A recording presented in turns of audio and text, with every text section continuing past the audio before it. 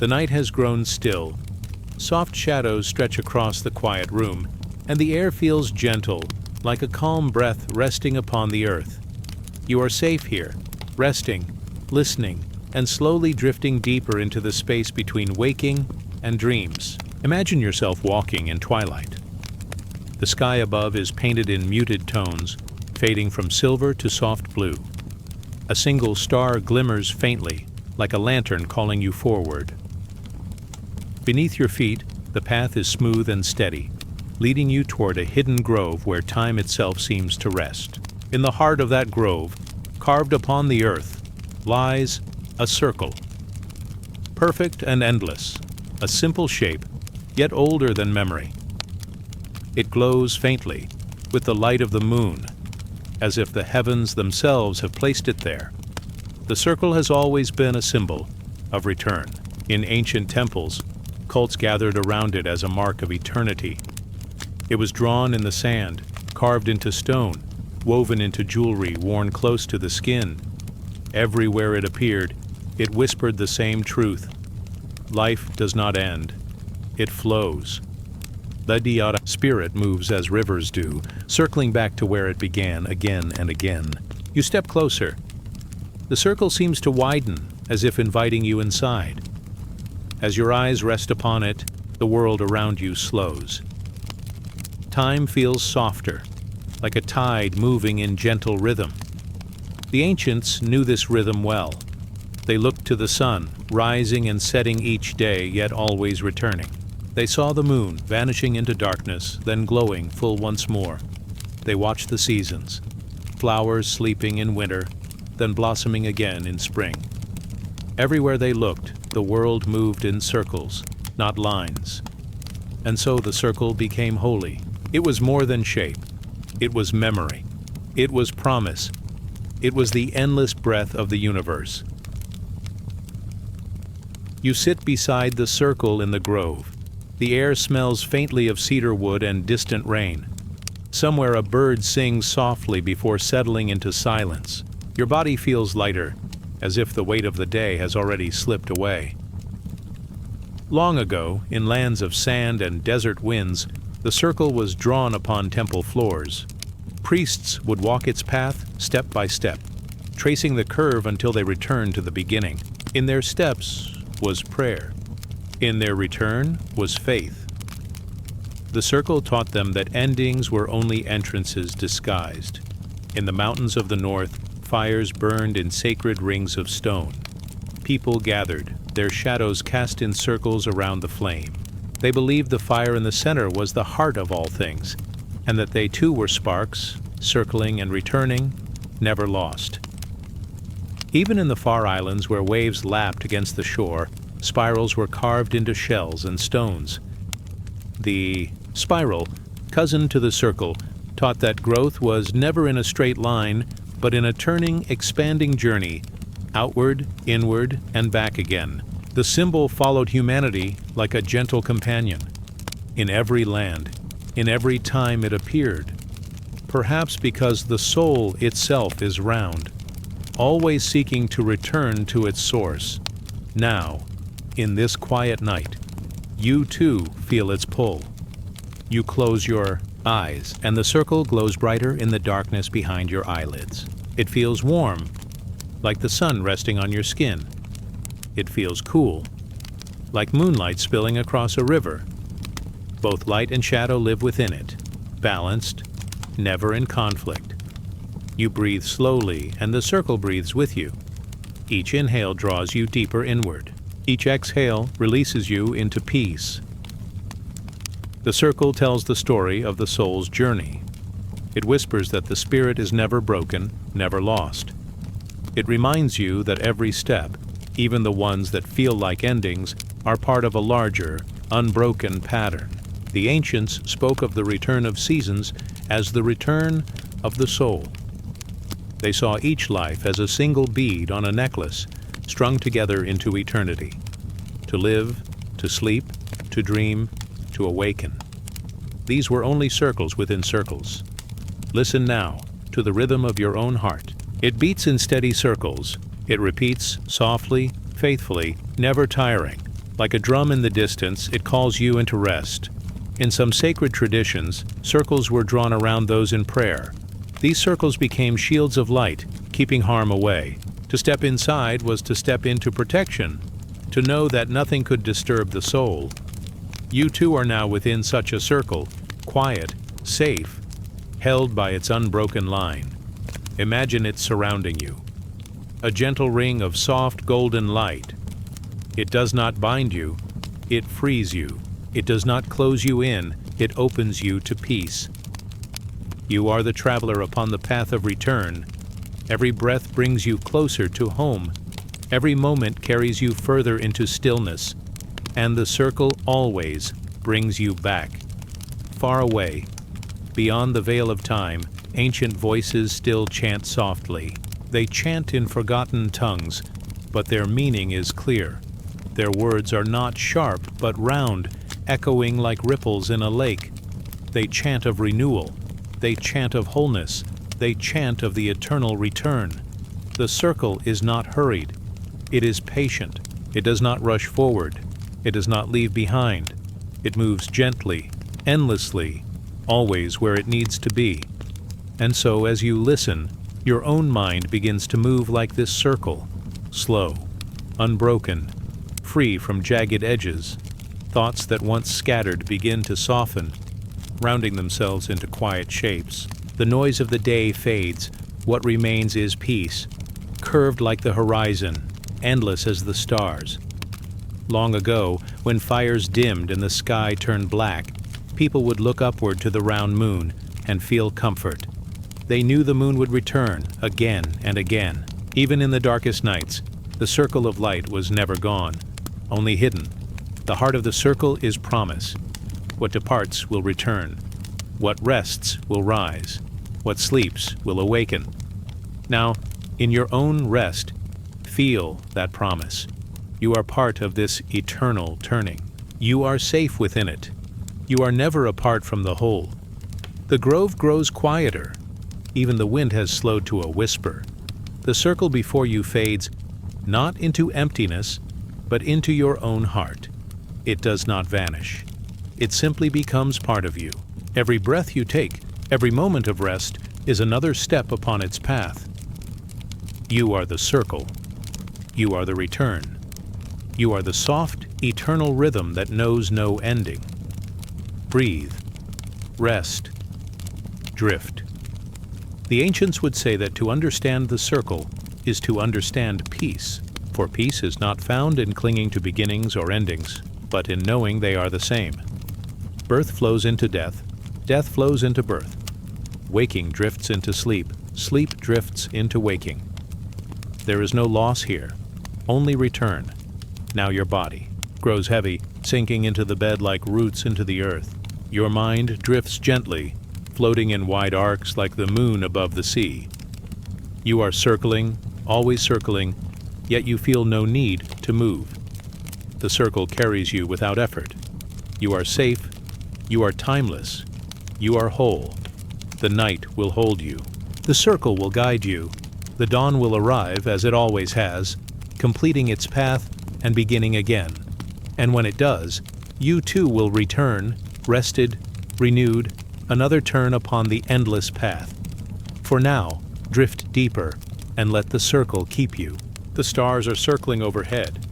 The earth is circling beneath you. Your breath is circling within. All is in motion. All is in return.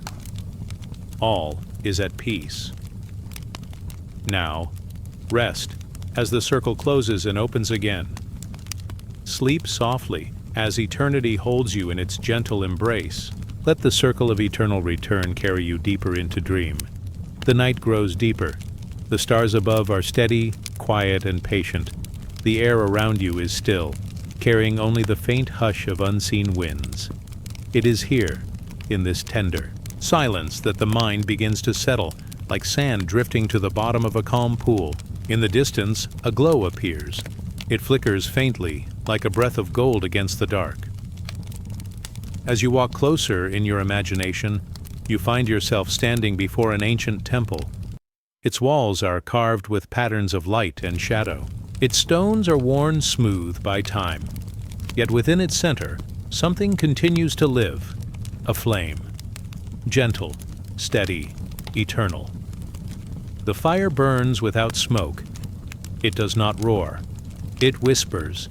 It dances slowly, as if swaying to a rhythm older than the world itself. It warms the air with its glow, but it also soothes, like a candle resting at the edge of night. This is the flame that never dies. Long ago, across deserts and forests, mountains and islands, the flame was seen as sacred. It was more than warmth. It was more than light. It was spirit. For those who once gathered here, fire was the breath of the divine. It was the heartbeat of the earth, glowing within stone, wood, and spark. To sit near it was to sit near eternity itself. You take a seat upon the smooth floor of the temple. The fire sways softly before you. Its glow paints the walls in living gold. Shadows rise and fall, like waves upon stone. The room feels alive, not with noise, but with presence. Long ago, priests tended flames such as this, night and day. They never allowed them to fade, for to let the fire vanish was to risk forgetting the spirit it carried. So, with gentle hands, they offered oil, wood, or incense, feeding the flame as one might care for a child or a dream. The fire, in return, offered peace.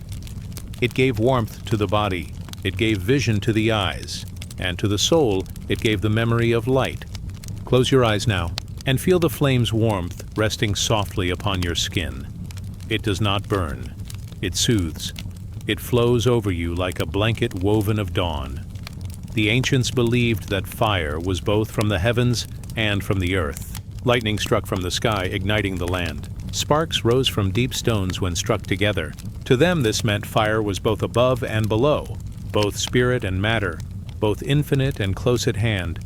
The flame became a bridge between mortal and divine, between night and day, between what was seen and what was unseen. And so, in temples such as this, fire was not simply useful, it was sacred. Imagine the old gatherings, a ring of worshippers surrounding the flame, their faces calm, their voices low, some chanting, some silent, all watching as the golden light swayed, never hurried, never dimmed. They believed the flame carried prayers upward. As smoke drifts to the sky, they believed the flame carried blessings downward, as warmth sinks into the skin. Every flicker was a message. Every spark was a sign. In distant lands, fires were kept alive for generations. Some flames were said to burn for centuries, tended by countless hands. Children were born. Elders returned to the earth, yet the flame remained. A silent witness, a timeless guardian. This eternal fire reminded them of the spirit within. For just as the flame lived beyond years, so too, they believed, the soul lived beyond the body.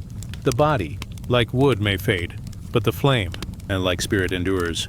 You breathe deeply now, feeling the air grow warmer, brighter, softer. Each inhale gathers light, each exhale releases stillness. The fire before you flickers in rhythm with your breath, as if the two are joined in quiet harmony. Notice how the flame moves. It does not stand rigid, it bends, it sways, it shifts, yet it never breaks. The fire teaches resilience, to move with the winds, yet never be extinguished. Long ago, travelers carried embers across great distances. Wrapped in ash, hidden in vessels, they kept the spark alive so it could be reborn elsewhere. To lose the flame was to face darkness and cold. To keep it was to carry the heart of home. Even across endless miles, the flame, then, was memory, it was continuity, it was love carried forward. Now picture the fire within your own heart, a soft ember glowing in the quiet of your chest. It does not fade with the passing of days. It warms you when life feels cold. It lights the path when the night feels long. This is your inner flame. This is the light that never dies. The ancients told stories of gods of fire. In some lands, fire was seen as a divine messenger, running swiftly between worlds. In other places, fire was seen as the spark that first gave life, the breath that shaped creation. Everywhere it was honored. Everywhere it was loved. Some myths told of heroes who stole fire from the heavens, carrying it down to humanity. a gift of life and power. These tales remind us that the flame was not just seen as warmth, but as awakening. To hold fire was to hold knowledge, to carry the gift of transformation. For fire transforms all it touches. Wood becomes ash, darkness becomes light, cold becomes warmth. It changes, yet in that change, it reveals truth. All things are impermanent, yet the essence endures. You watch the flame. It bends, it sways, it glows. It is never the same from one moment to the next, yet always it is fire. Always it is alive, and so those who prayed to the eternal flame found peace in its constancy. It reminded them that though life shifted, though seasons turned, though moments passed, something eternal remained. Rest in that thought. Now something eternal remains. Within you, around you, beyond you, the fire is not hurried. It asks nothing. It only offers its light. It only shares its warmth. It only lives, and in living, it teaches. As you drift deeper into rest, imagine the fire shrinking now, softer and smaller, until it is a single glowing candle by your side. Its light flickers gently, steady but faint. It is enough to comfort, it is enough to guide. You are safe in its glow, you are warm in its care, you are held in its eternal flame. Let your mind grow still, let your body grow heavy. The flame will remain, it will not leave you, it will not fade. The night grows, darker beyond the temple, but within, the fire continues to shine. You do not need to watch it, you only need to know it is there. And so, as your eyes grow heavy and your breath slows, you carry the flame into your dreams. It will burn there, softly, quietly, always. The flame that never dies, now rest, now drift, now sleep, as the eternal fire watches over you. The night is hushed. The stars above are quiet lanterns, glowing faintly in their eternal watch. A breeze moves softly across the earth, carrying the scent of damp soil, of moss, of ancient roots hidden beneath the surface. The world feels still, as though holding its breath. You walk slowly into this dreamscape. The path beneath you is smooth, winding gently through trees that lean close, their branches whispering like voices at prayer. There is no rush here, only calm steps, only the soft pull of night leading you deeper. And then, upon the forest floor, you notice a glimmer, something winding, something alive, a serpent. Its body moves like water, flowing without sound. Its scales glisten with moonlight, silver and green shifting like liquid metal. It pauses, lifts its head, and its eyes catch the starlight. They do not threaten, they watch, they remember. For in the ancient world, the serpent was more than creature. It was mystery, it was power, it was knowledge hidden beneath the surface of life. Across deserts, jungles, and mountains, the image of the serpent appeared. Some feared it, seeing in its bite the reminder of mortality. Others revered it, seeing in its shedding skin the secret of renewal. To many, the serpent was both shadow and light, danger and healing, ending and beginning. You watch as the serpent slides forward, drawing a curve across the earth. It leaves no sharp edges, no jagged marks, only soft arcs, like waves, like rivers. Its movement is patient, unhurried. It teaches you without words. Wisdom is not rushed. Truth moves slowly, winding, until it arrives. In the temples of Egypt, the serpent coiled around crowns and staffs.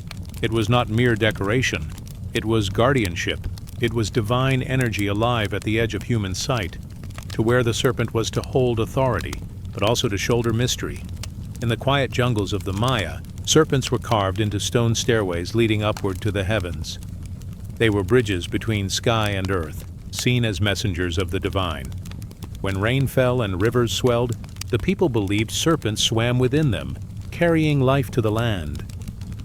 In the deserts of Mesopotamia, serpents curled in clay symbols, whispering of rebirth, of medicine, of life that springs even in barren soil. The ancients saw how the snake shed its skin, slipping free from the old, glistening with newness. To them, this was a sacred mirror of the soul, that the spirit, too, could leave behind what was heavy, what was past, and be renewed. The serpent before you now moves closer, its body sliding without sound. It circles slowly, gently, around your feet. There is no fear, only calm recognition. It is the circle of eternity traced once again, This time alive, breathing, scaled. You breathe with it. Its rhythm becomes your rhythm. Its stillness becomes your stillness. The serpent has long been tied to healing. The symbol of two serpents entwined around a staff carried the meaning of medicine, of balance between forces. One serpent wound upward, the other downward, meeting in harmony. This was the ancient reminder. Health is not only body, not only spirit, but the weaving together of both. Listen to the serpent's lesson now. Healing is not forced. Healing is not rushed. It coils. It unwinds. It moves slowly like breath, like sleep. The forest grows darker around you, but the serpent glows faintly as if lit from within. It does not need flame to shine. It carries its own quiet light. You follow it, moving deeper into the dream. In some tales, serpents guarded treasure, not gold, not jewels, but the treasure of hidden wisdom. Only those who approached with patience, with humility, could find it. Others, who came with haste or fear, found only shadow. The serpent is not cruel. It is simply mirror. It shows what lies within. And so, as you watch it move, you sense it reflecting your own quiet heart. Not hurried, not heavy, just steady, alive, eternal. It pauses now, curling into a coil upon the ground. Its body loops around itself, forming again the circle of return. Within the circle, there is emptiness, but it is not hollow. It is open. It is possibility. This, too, was the serpent's meaning to the ancients. To close a circle is to open a mystery. Within its coil lives the unknown. Within its coil lives the sacred. You close your eyes, and still you see it. Its movement lingers in your mind. A soft wave, a curved line, a rhythm that soothes. The serpent teaches that life is not a straight path. It bends, it turns, it pauses, yet always it moves forward. Even in its winding, it arrives. And so too your own journey. Every twist of the path is not delay, but design. Every curve brings new sight. Every moment belongs to the whole. Breathe deeply now as the serpent curls tighter, forming a perfect circle at your side. It lowers its head, resting, its body still glowing faintly. There is no danger here. There is only rest. The serpent, like you, drifts into stillness. The ancients would tell stories of the great world serpent, vast enough to encircle the earth. They said its body lay beneath oceans, its coils surrounding land, holding creation together. Some said it would sleep until the end of time. Others said it dreamed the world itself into being. Perhaps this serpent before you is but a reflection of that greater one, a fragment of eternity, reminding you that you too are held, surrounded, and safe within the circle of existence. The night grows deeper, the forest grows darker, but the serpent's light glows on, steady and calm. It is not fire, it is not star, it is something older, something quieter, the pulse of wisdom itself. You sit beside it, your breath slow, your body heavy with rest. The world feels far away now. All that remains is rhythm, the rise and fall of breath, the curve and sway of the serpent's dream. Let the winding movement carry you. Let it draw you inward, where all is calm. Let it lead you toward the quiet center, where knowledge rests waiting. The serpent coils once more, its circle closing gently. Its eyes blink slowly, then close. It sleeps beside you. It guards you. It reminds you. Wisdom is patient, and you are safe. Now the forest fades. The temple of night surrounds you again. The stars above return, endless, watchful. The serpent's glow softens, fading into the horizon of your mind. But its lesson remains. Life moves in curves. Healing takes time. Knowledge rests quietly, waiting to be found. And as you drift, you carry this calm with you. The serpent of hidden knowledge coils within your dream, not to frighten but to comfort, to guide, to renew. Rest now, breathe slowly, drift deeper. The serpent sleeps, and so may you. Let us drift onward, into the endless night. Now rest, as the stars return. Night deepens, The stars scatter like silver dust across the dark sky. The air is still, yet filled with a quiet presence, as if the world itself has hushed to listen.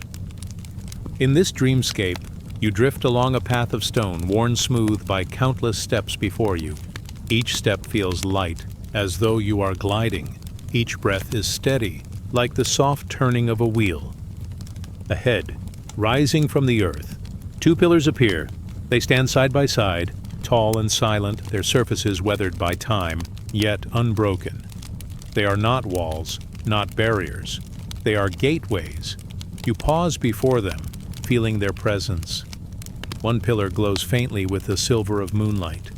The other is touched by a shadow deeper than night. Light and dark, side by side, neither greater, neither lesser.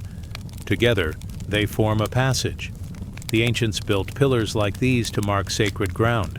They stood at the thresholds of temples, of hidden places, of mysteries that could not be spoken in words. To pass between them was to leave one world and enter another. The pillars did not guard, they invited. They asked only for stillness, for respect, for openness of heart. You drift closer, your hand brushing the stone. It is cool to the touch, yet alive with quiet energy. These pillars have stood for ages, watching countless lives rise and fall, watching seasons shift, watching stars return again and again. They do not move, they endure, they balance.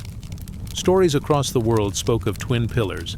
In ancient temples of the East, they marked the entrance, reminding all who entered that balance is the first step into wisdom. In the tales of distant lands, they symbolize the two forces of creation, day and night, sun and moon, breath and stillness. The pillars stood as mirrors, each one reflecting the other, each one incomplete without its twin. You step slowly between them. A hush surrounds you, deeper than before. It is as if time itself bows here, pausing, waiting. You are not hurried, you are carried gently, like a leaf drifting on still water, passing through. You feel the meaning of the pillars settle within you. They remind you that life is woven of pairs. Every light casts a shadow, every silence holds a sound, every ending carries within it the seed of beginning. The pillars are not symbols of division, they are symbols of union. They stand apart, yet together, creating a single gateway. Without one, the other would be incomplete. Together, they open the way. The ancients spoke of balance as the secret of harmony. To walk only in light is to forget the depth of night. To walk only in shadow is to lose the gift of dawn. The pillars remind you that both belong. Both are needed. Both hold the fullness of life. You breathe slowly now. The air feels softer. The ground feels steadier. You are inside a temple not made by hands, but by silence and stone and starlight. Ahead, beyond the pillars, lies a vast space. It is neither hall nor chamber, but an open expanse. The sky arches overhead, endless and calm. The stars move like gentle guardians, circling in their eternal dance. The twin pillars stand behind you now, framing the world you have entered. You sense their strength still, like two silent companions watching, steady and patient. In myths of old, pillars were said to hold up the heavens, keeping sky and earth apart. Without them, the world would fall back into chaos. They were seen as anchors of order, keeping creation in balance. Each time you look upon them, you feel this same anchoring within your own spirit, as if they hold not only the world, but also your breath, your being, steady and safe. The pillars are also mirrors of the self. One side of you seeks light, clarity, understanding. The other holds shadow, mystery, the unseen. Together they form your wholeness, neither to be feared, neither to be denied. The night deepens further. The stars shimmer above, brighter now, their light soft and unbroken. You sit upon the ground, the earth cool and welcoming. The pillars rise behind you, silent and strong. Their presence comforts you, like the slow beat of a distant drum, steady, eternal. The ancients would often carve symbols into such stone, circles, spirals, stars, and suns. These marks were not for decoration. They were reminders. They whispered of the rhythm that underlies all things, the endless turning, the balance of opposites, the return of what was lost. You feel this rhythm in your own body now, the gentle rise and fall of breath, the quiet beat of the heart, the steady flow of thought that drifts, then softens, then fades into stillness. The pillars stand, they do not move, yet they guide, they are silent, yet they speak. Their message is not shouted, not forced. It comes gently, like water flowing around stone. Balance, wholeness, the union of two into one. The stories tell that those who walked between the pillars entered sacred space not only outside, but within themselves. They crossed into a deeper part of the spirit, where silence shines brighter than any light, and stillness speaks clearer than any voice. You rest here now, in that quiet place. The pillars watch over you. They do not demand. They simply remind you that you are whole, that you belong to both light and shadow, today and tonight. The stars begin to move slower overhead. Their light softens, the air cools, the ground beneath you feels softer, as if the earth itself is inviting you to rest. The pillars fade into the distance of the dream, yet their presence remains. You carry them within you, like two steady guides on either side of your path. They will not leave. They will always stand. Now you drift onward, deeper into the night. The pillars remain behind, glowing faintly like guardians in the dark. But you need not look back. Their strength is within you now. Let your breath slow. Let your body grow heavy. Let your mind drift into the rhythm of balance, of stillness, of peace. The pillars stand, the stars return. And you rest. Let us drift onward, deeper into the dream. Now rest, as the twin pillars of mystery watch over your sleep. Night stretches wide and endless. The stars shimmer above, gentle and patient, like ancient guardians keeping their quiet vigil. The air is still, with only the faintest whisper of a breeze, carrying the scent of earth after nightfall. A path opens before you, winding between shadows and silver pools of moonlight. You drift along it, slowly, calmly, as if carried by unseen hands. At the far end of this dreamlike road, a shape emerges. It is not a mountain. It is not a tree. It is the carving of an eye, vast and eternal, etched into stone. Its gaze is calm, unblinking, steady. It does not judge. It does not demand. It only watches. The ancients spoke often of this eye. In the sands of Egypt, it was drawn upon temples and painted upon tombs. They called it the Eye of Horus, the Eye of Ra, the unblinking presence that guards the living and guides the dead.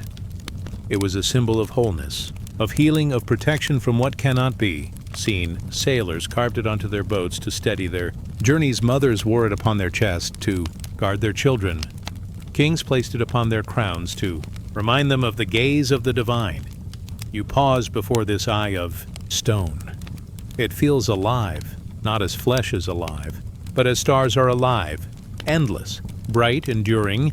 Its gaze is steady yet soft, like sunlight scattered upon water. You feel no fear, only calm. To be seen is to be held, and here you are held in stillness. The eye does not close. It does not sleep. It is the witness of all things. It sees the rising of dawn and the falling of night. It sees joy as it blossoms, sorrow as it fades. It sees your journey, not with judgment, but with a quiet knowing. In Mesopotamia, too, the eye was sacred. They carved great eyes into statues, wide and round, gazing toward the heavens. These eyes were offerings, reminders that the gods above watched with care. The statues did not speak. Their eyes did not blink. They only reflected devotion, the human wish to be seen by something greater. Across lands and ages, the eye appeared again and again, sometimes radiant like the sun, sometimes dark and endless like the moon at night. But always it was watching, protecting, reminding. It was the symbol of awareness, the light that never fades, the presence that never turns away. You drift closer. The stone beneath your hand is smooth and warm, as if it has stored centuries of sunlight. A hush falls around you, deep as the silence between stars. The eye glows faintly now, a soft golden light, as though the stone itself is breathing. You feel its warmth spread through you, like a candle lit in the center of your chest. The eye whispers not with words, but with presence. It reminds you that to be watched is not always to be measured. Sometimes it is simply to be known, and in that knowing, there is safety. You are not alone in the vastness. You are seen. You are held. You are guarded. The stories tell that the eye could restore what was broken. When Horus lost his eye in battle, it was pieced back together, becoming whole again. From that wholeness came healing, renewal, protection. Even shattered things could return to their shape. Even lost fragments could be gathered, made new. You feel this story within your own being. There are moments in life that feel broken, scattered like fragments of glass. But under the gaze of the eternal eye, nothing is truly lost. Every piece belongs. Every piece can return. Above you, the stars shift slowly in their orbits. They too are eyes scattered across the sky, watching the world below with their steady light. Some are bright, some faint, yet together they form patterns, constellations, stories written across the heavens. The ancients saw these starry eyes as maps of destiny, guiding ships, guiding souls, guiding dreams. You breathe softly now. The gaze of the sacred eye settles deeper within you. It is not a burden. It is a comfort, like a gentle hand resting on your shoulder, steady and warm. You feel lighter, as though the weight you carried has been seen and lifted away. The eye is also awakening, not the sharp awakening of morning, but the gentle awakening of awareness. It teaches that there is more to see than what lies on the surface, that behind every shadow is a light, behind every silence, a song, behind every ending, a new beginning waiting to rise. You rest in its presence. The golden glow softens, wrapping you in warmth, like the last rays of sun before twilight fades. Your breath slows, each inhale deep and calm, each exhale releasing into stillness. The eye remains steady, unblinking, eternal. As time drifts, you notice the path beyond the stone. It leads into the distance, winding softly into darkness lit by stars. The eye does not block your way. It opens it. Its gaze follows, not to control, but to guide, like a lantern in the night. It lights the path, step by step, moment by moment. The ancients believed that to walk under the watch of the sacred eye was to be safe, even in unknown lands, that its gaze could pierce through illusion, protecting the traveler, or steadying the heart, and so you walk slow and unhurried through the dreamlike night. The eye glows behind you now, a guardian that never fades, a light that never closes. Your steps soften, your body feels heavy, like roots sinking into the earth. Your thoughts grow quieter, like ripples fading on still water. You are held in balance, in silence, in repi. The sacred eye watches still, not with demand, not with fear, only with quiet care. Endless as the stars, patient as the night, you drift onward, deeper into the dream. The path widens, the stars brighten, the silence deepens, and yet the gaze follows, steady, calm, eternal. Now rest. The eye that watches is with you. It will not close, it will not fade. It is here, always guiding, guarding, holding. Let us drift onward, deeper into sleep, deeper into silence. Now rest. As the eye of mystery watches over you, the night stretches wide, endless as a sea of velvet. The desert lies in silence, its sands cooled by the breath of evening. The wind has stilled, and only the faint whisper of grains shifting can be heard. Above, the sky opens, vast and unbroken, holding countless stars like lanterns suspended in eternity. You stand at the edge of this desert dream. The air is cool, soft against your skin. The sand beneath your feet feels gentle, as though each grain remembers the warmth of the day yet now offers the calm of night. You breathe slowly, and your breath blends with the rhythm of the desert itself. Timeless, patient, unhurried, in the ancient world, travelers would lift their eyes to the sky to find their way. There were no roads carved into stone, no signs upon the dunes, only the stars stretched overhead, shining in their eternal order.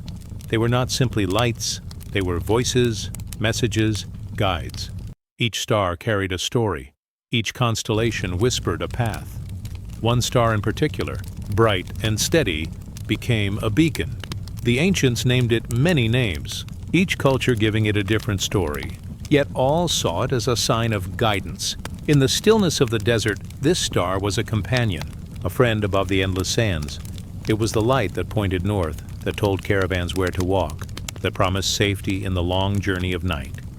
You lift your gaze to it now. It shines brighter than the others, not with fire, but with calm. Its glow is steady, like a flame that does not flicker. It feels as though it is watching you, not from afar, but from within, a reminder that no path is ever truly lost. Stories spread around the firelight of desert camps. Merchants spoke of stars as the eyes of ancestors, watching from above. Mystics told that each star was a gate, a doorway through which the soul could pass into the divine. To lie beneath the sky was to be surrounded by countless guardians, countless memories, countless promises. The desert night was a temple, the sand the floor, the stars the ceiling, and every traveler who rested beneath it became a pilgrim, even if only for a night. You drift further into the silence, the dunes rising and falling around you like frozen waves. Each crest glimmers faintly, touched by starlight. Each hollow holds shadow, cool and deep. The desert is empty, yet never lonely, for the sky is full, overflowing with presence. Imagine a caravan moving across these sands. The camels walk slowly, their steps soft, leaving shallow prints that vanish with the wind. The travelers lift their eyes, searching for the guiding star. They do not hurry. They trust the heavens. Every step is guided, every pause protected. You feel yourself among them, the steady rhythm of footsteps, the soft bells that chime faintly with each sway, the cool night air, and above, the endless star that never fades. For many ancient cults, stars were more than guides of travel. They were guides of spirit. They believed that the soul itself was born of the stars, a spark sent down to walk the earth, and when life was done, the spark would rise again to its home in the sky. To look upward was to remember where you came from, and where you would one day return. The desert makes this memory clear. Its vastness mirrors the sky. Each grain of sand is like a tiny star fallen to earth. Each dune is like a wave. Upon a cosmic ocean, above and below, the pattern repeats, endless, unbroken. You breathe, and your breath feels like part of this pattern. 2. The inhale like the rising of stars. The exhale like their fading into dawn. You are not separate from the sky. You are woven into its rhythm. The guiding star above the desert does not move quickly. It does not blaze or fall. It remains patient, steady, sure. It whispers of trust. That even when the path seems endless, even when the sands stretch in all directions, there is always a light to follow. The ancients carved stars into stone. They painted them onto temple walls. They told their children the stories of constellations so that the memory of the sky would never be lost. Even now, as you drift in this dream, those same stars shine above you, unchanged, unbroken. Eternal, the desert cools further, the silence deepens, the star above remains, glowing, steady. Its light does not command, it only offers. It invites you to rest, to trust, to release the weight of wandering. You lie upon the sand, the earth cradling you, the sky covering you like a vast, jeweled blanket. The star shines above, and the countless others shimmer softly, each one a story, each one a memory of all who have looked upward before. In this place you are both small and infinite. Small, as one among countless grains, countless lights.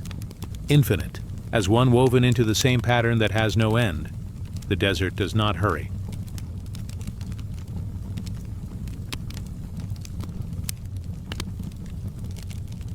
The stars do not hurry, neither must you.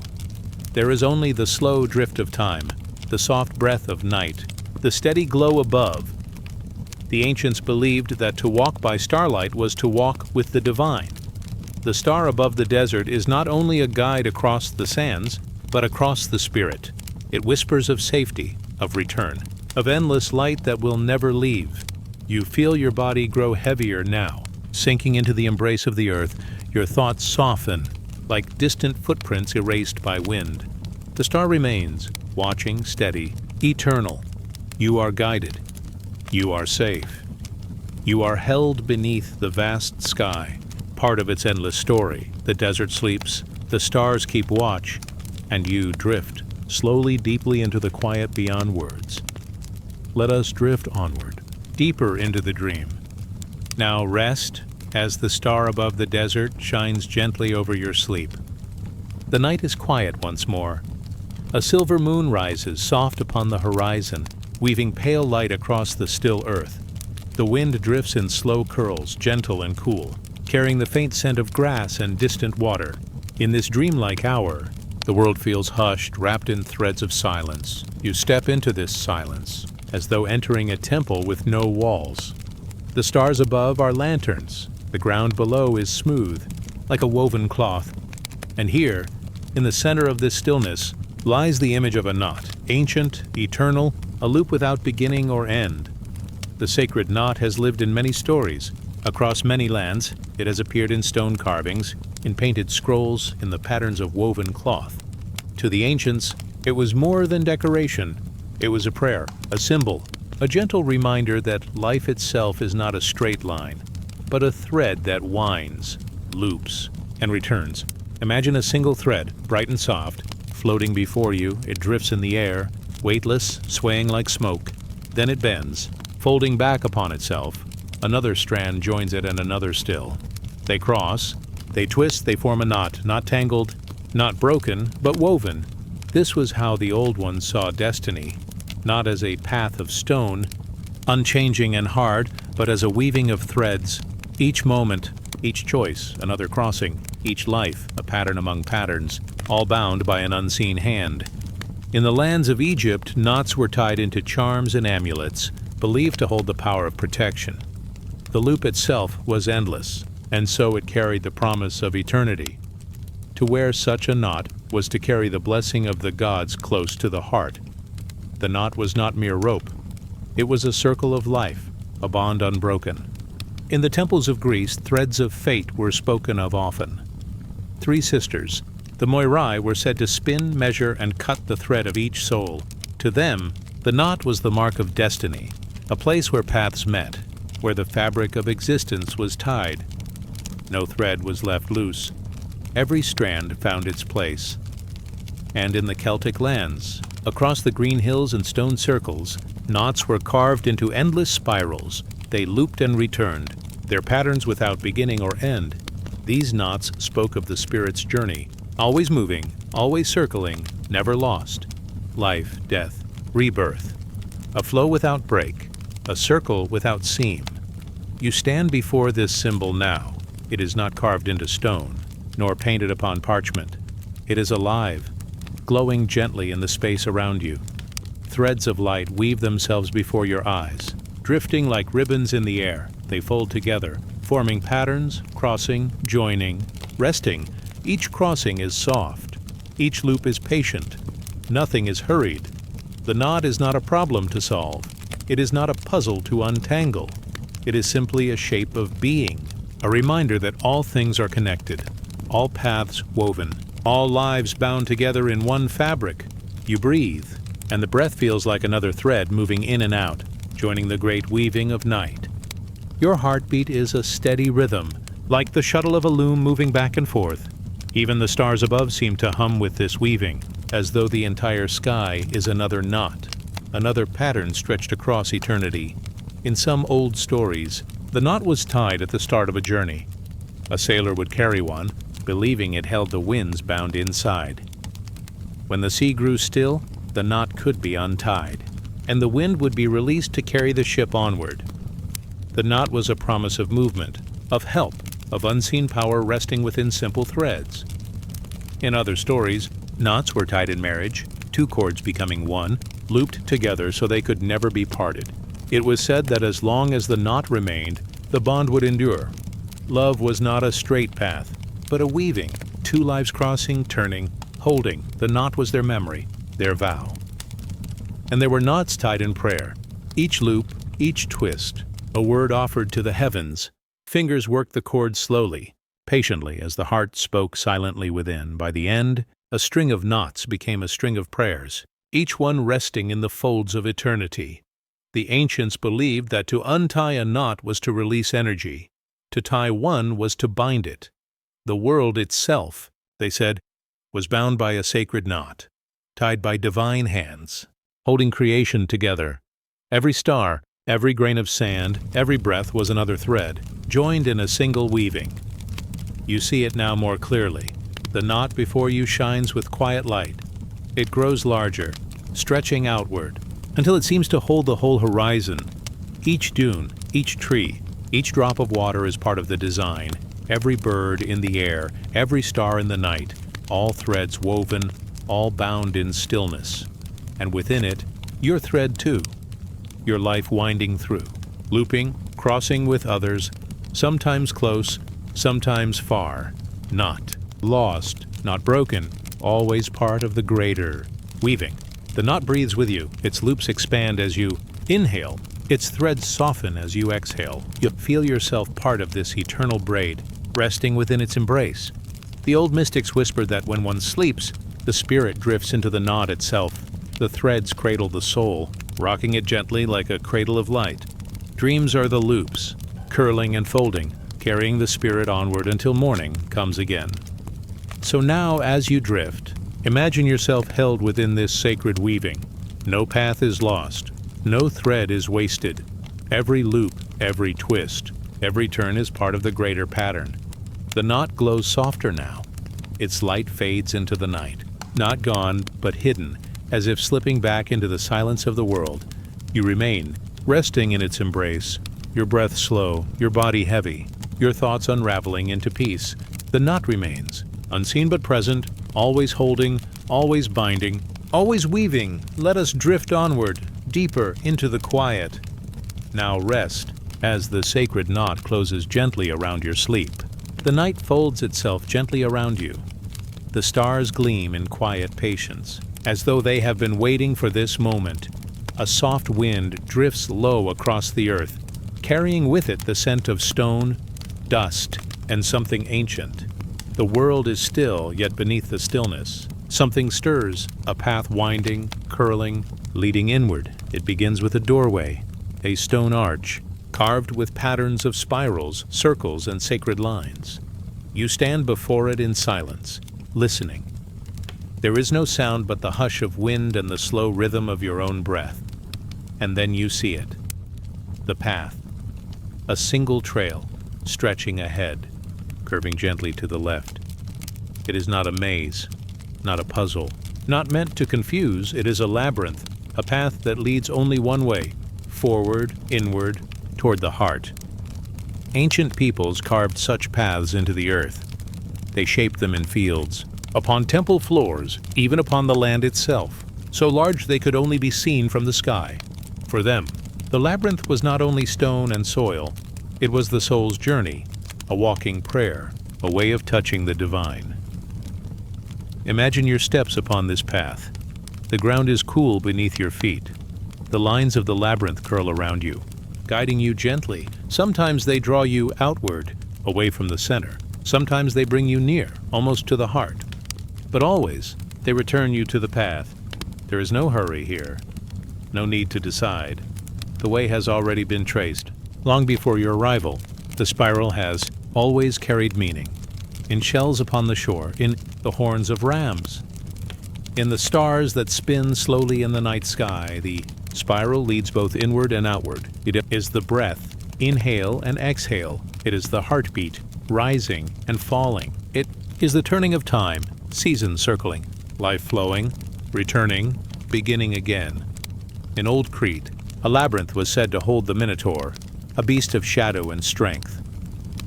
Heroes walked within, seeking victory, but others saw the tale differently.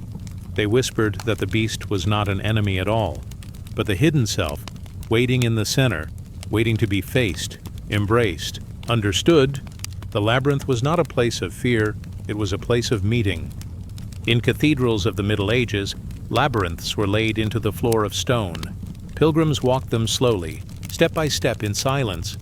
Each curve was a prayer, each turn a surrender. To walk the labyrinth was to journey without leaving, to travel inward toward peace. The center was not a destination of stone, but a resting place of spirit. Now, in the stillness of this night, you step further. The labyrinth curves gently, carrying you with ease. The air grows quiet. Your breath becomes the only sound. And with each step, you feel yourself lighter, as though the winding path itself unwinds the knots within you. Thoughts loosen, weight falls away. Only the slow, circling rhythm remains. The labyrinth does not rush. It folds time into itself. One turn becomes another. One curve leads into the next. The journey is not to arrive quickly, but to be present with each step, each moment, each breath. Think of the river that bends across the land. It does not rush in a straight line. It curves, meanders, flows patiently until it reaches the sea. So too does the labyrinth flow, carrying you gently toward the center, without haste, without force. The ancients believed that to walk the labyrinth was to step between worlds, each curve a threshold, each crossing a doorway, the outer world slowly fading behind, the inner world opening ahead. By the time the center was reached, the walker was changed not by distance, but by depth, and so you walk softly, steadily. The ground is cool, the air is calm, the stars above seem to turn in their own labyrinth, circling endlessly through the sky. Your body is still, yet your spirit moves, winding inward, ever inward, toward a quiet center. Some labyrinths were drawn with 7 turns, like the 7 stars, the 7 heavens, the 7 days of creation. Each curve a stage of life, a layer of the soul. Others held 11 circuits, echoing cycles of time, seasons, and moon phases, but all shared one truth. The path is one. Though it curves, though it turns, it never breaks. It always leads home. Now the path brings you close to the center. You see it ahead, a small circle of stillness, but the labyrinth draws you away again, outward, into another curve. Do not resist. The way is not lost. It is only showing you the rhythm of life. Near, far, return, release. Everything flows in time. Everything returns in the end. The labyrinth is not a wall. It is not a trap. It is an embrace. It gathers the wandering spirit, drawing it slowly inward until all rest in the same center. In its curves, you are held. In its rhythm, you are cradled. And now, at last, the path brings you to the heart, the center of the labyrinth. A still place, open and clear. Here there is no turning. Here the path pauses. You stand in silence, in the middle of all things. The air is full of peace. The stars above shine like patient guardians, and within your own heart rests quietly, calm and untroubled. The ancients said that the center was the meeting place of heaven and earth. Here the divine touched the human. Here the soul met its own reflection. It was not an ending, but a beginning again, a return, a renewal, a soft rebirth. You linger in the center, breathing slowly. Nothing to do, nowhere to go, only the stillness of arrival, and then, when the time is gentle, the path will lead you outward again, the way back, winding once more, carrying you from the hidden heart into the open world. But you need not walk it now. The labyrinth holds you. The center welcomes you. Here, you may rest. The stars hum above. The earth breathes below. The path curls around you like a soft shell, a cradle of stone and silence. You are safe. You are whole. You are part of the weaving, part of the spiral, part of the endless journey inward and outward again. Let the labyrinth guard your rest. Let its curves cradle your dreams. The center is yours, eternal, waiting serene. Let us drift onward, deeper into the still night. Now rest as the labyrinth closes softly around your sleep. The night is calm. The stars hang like silver lanterns above the dark horizon. A soft wind drifts over stone courtyards, brushing against carved altars, whispering through broken columns. In the stillness, a shape gleams faintly in the light, curved, hollow, waiting, a vessel, a bowl, a cup, a jar.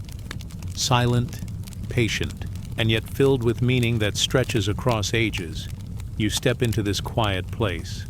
The air feels cool, almost damp, as though touched by the memory of water. Before you rests the vessel, simple in form, yet full of presence. The ancients knew that a cup was never only a cup. A bowl was never only stone or clay. A vessel was a bridge, a body holding not only water or wine, but spirit itself. In temples, priests lifted vessels toward the sky. Their hands trembled, not from fear, but reverence. The liquid shimmered as it poured, falling like a small river from vessel to earth, from earth to flame, from flame to unseen worlds. Every drop was a gift, every offering a prayer. The vessel held the bond between the human heart and the mystery beyond. In Egypt, golden chalices caught the light of oil lamps, their surfaces carved with lotuses and stars. Water was poured in honor of the gods, a reflection of the Nile's eternal gift. The act was simple, yet within it flowed the memory of the river, the life of the land, the promise of renewal. In Mesopotamia, bowls of clay held wine and honey. They were placed at altars, given to the unseen. Each sip offered away was a way of saying, "We remember, we honor, we belong." The vessel was the human hand extended outward, holding something precious and letting it go. The Greeks too raised their cups, pouring libations upon the earth. The wine trickled into soil, a crimson thread sinking downward. It was said that the spirits heard the sound of pouring. They felt the weight of intention, more than the drink itself. The vessel was an earthen heart, carrying devotion, releasing it gently into the unseen. You drift deeper into the vision. The vessel changes form as you watch. At first, it is clay, rough, shaped by hands and fire. Then it is bronze, glowing with the light of torches. Then it becomes crystal, catching starlight, scattering it across the floor like drops of rain. Every culture shaped the vessel differently, yet all agreed it was more than empty space. It was the silence that holds meaning. It was the form that carried spirit. Think of the cup not only as clay, but as circle, the round rim, endless, unbroken, cradling the gift within, a circle of holding, a circle of giving. Water flows in, water flows out, and yet the circle remains. So too with life. The body holds the breath, the heart holds the soul, and yet all flows onward. In old rituals, the vessel was placed at the center, a bowl of water reflecting the stars above. To gaze into it was to see both heaven and earth at once. The ancients saw mirrors in these vessels, a way of looking not outward, but inward. The still water revealed not only faces, but mysteries. The vessel can hold silence, it can hold prayer, it can hold the weight of longing, or the lightness of joy. It does not choose what it carries, it only opens itself, receiving, releasing, returning. Imagine now that you hold such a vessel in your hands. It is smooth, cool against your skin. Within it rests clear water, calm and unmoving. The surface trembles slightly, catching the glow of distant firelight. As you gaze, the water deepens, becoming more than water. It becomes memory. It becomes dream. It becomes the passage between what is seen and what is hidden. The act of offering is not loss, it is return. The liquid poured from the vessel is not wasted. It becomes part of the earth, the fire, the air. It rises again as rain, as river, as life. The vessel teaches this lesson quietly. What is given away is never gone. It flows back, in time, in new form. In ancient burial rites, urns held ashes of the departed. The vessel became both tomb and womb, both ending and beginning. Ash returned to earth, spirit returned to sky. The urn, though still, was alive with passage, carrying a soul from one realm to the next. And in everyday life, the vessel remained sacred. A cup of water shared with a guest, a bowl of grain given in kindness. Even the simplest act of holding and offering became holy when seen with reverent eyes. The vessel is both empty and full. When empty, it waits in silence, ready. When full, It gives without resistance. The lesson is gentle, like water flowing from one place to another. To be empty is not loss. It is readiness. To be full is not possession. It is the moment before giving. Think of your own breath as a vessel. The lungs fill, then release, the chest rises, then falls. Each cycle is an offering, taking in the gift of air, giving it back again.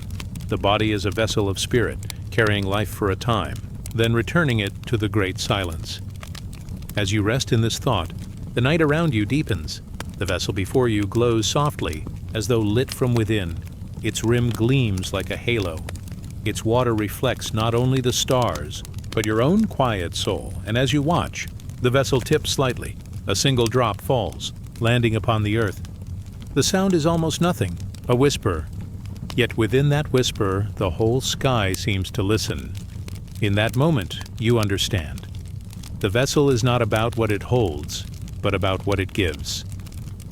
Every cup poured, every bowl offered, every urn lifted in reverence.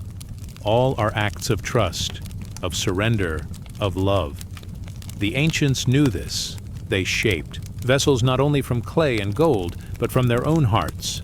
They offered what they could, believing that nothing given in spirit is ever lost. Now the wind quiets. The stars shimmer gently. The vessel rests once more, still, whole, waiting. It will always wait, open to hold, ready to give. Let this vision stay with you. Your breath, your body, your life. Each is a vessel. Each holds light, carries it for a time, and pours it back into the great circle. There is no end, only flowing, no loss, only offering. Rest now, as though you too are a vessel placed upon sacred ground, empty and full at once, silent, shining, complete. Let us drift onward into deeper stillness. Now rest as the stars return, as the vessel glows softly in the night. The night deepens. Moonlight spreads like pale silk across the desert of dreams. Soft winds stir the dunes, carrying the faint sigh of sand over stone. In the stillness, a feather drifts downward, so light it seems to float on the breath of the stars.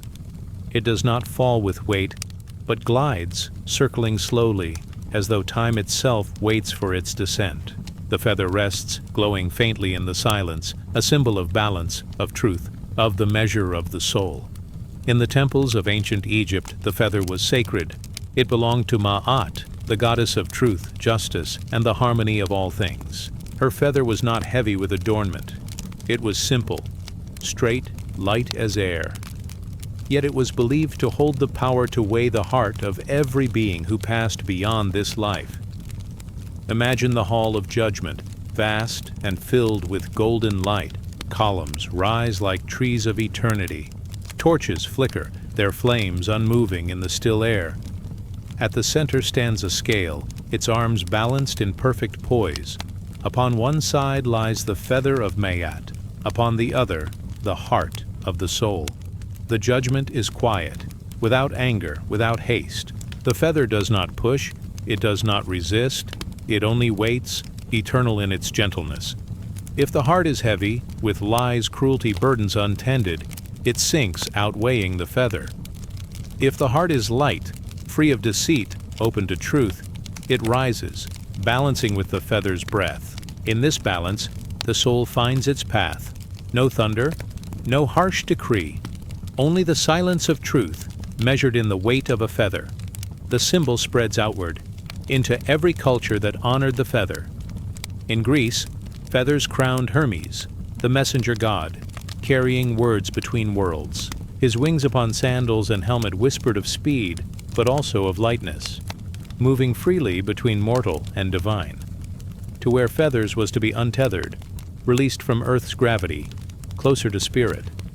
In shamanic traditions across lands, feathers were gathered as sacred gifts from birds of sky. They became tools of prayer, tied to staffs, woven into garments, brushed across the body in blessing. Each feather carried the flight of the bird it once belonged to, the freedom of sky, the clarity of open air. The one who held a feather was believed to hold a fragment of heaven. But in Egypt, the feather of Ma'at held a deeper stillness. It was not a tool of flight. It was the axis of truth.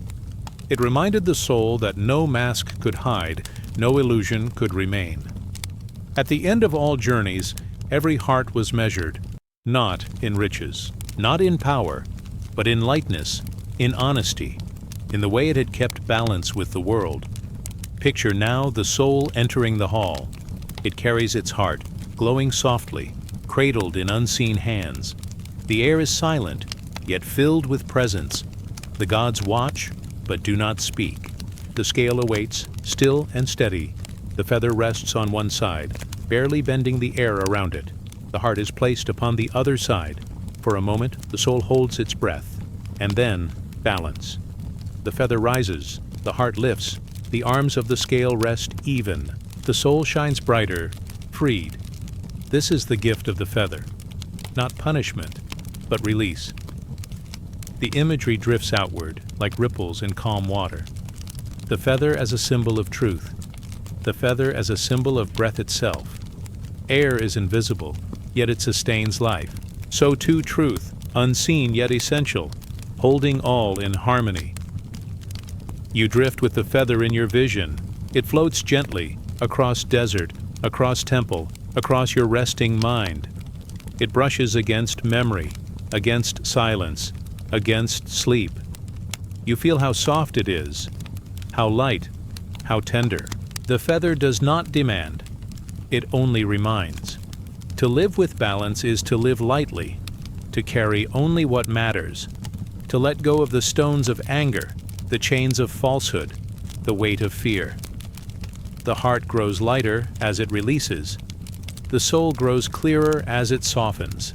The feather rests nearby, always there, ready to meet the heart when its time comes. Not with judgment, but with truth. In myths of other lands, feathers were also bridges.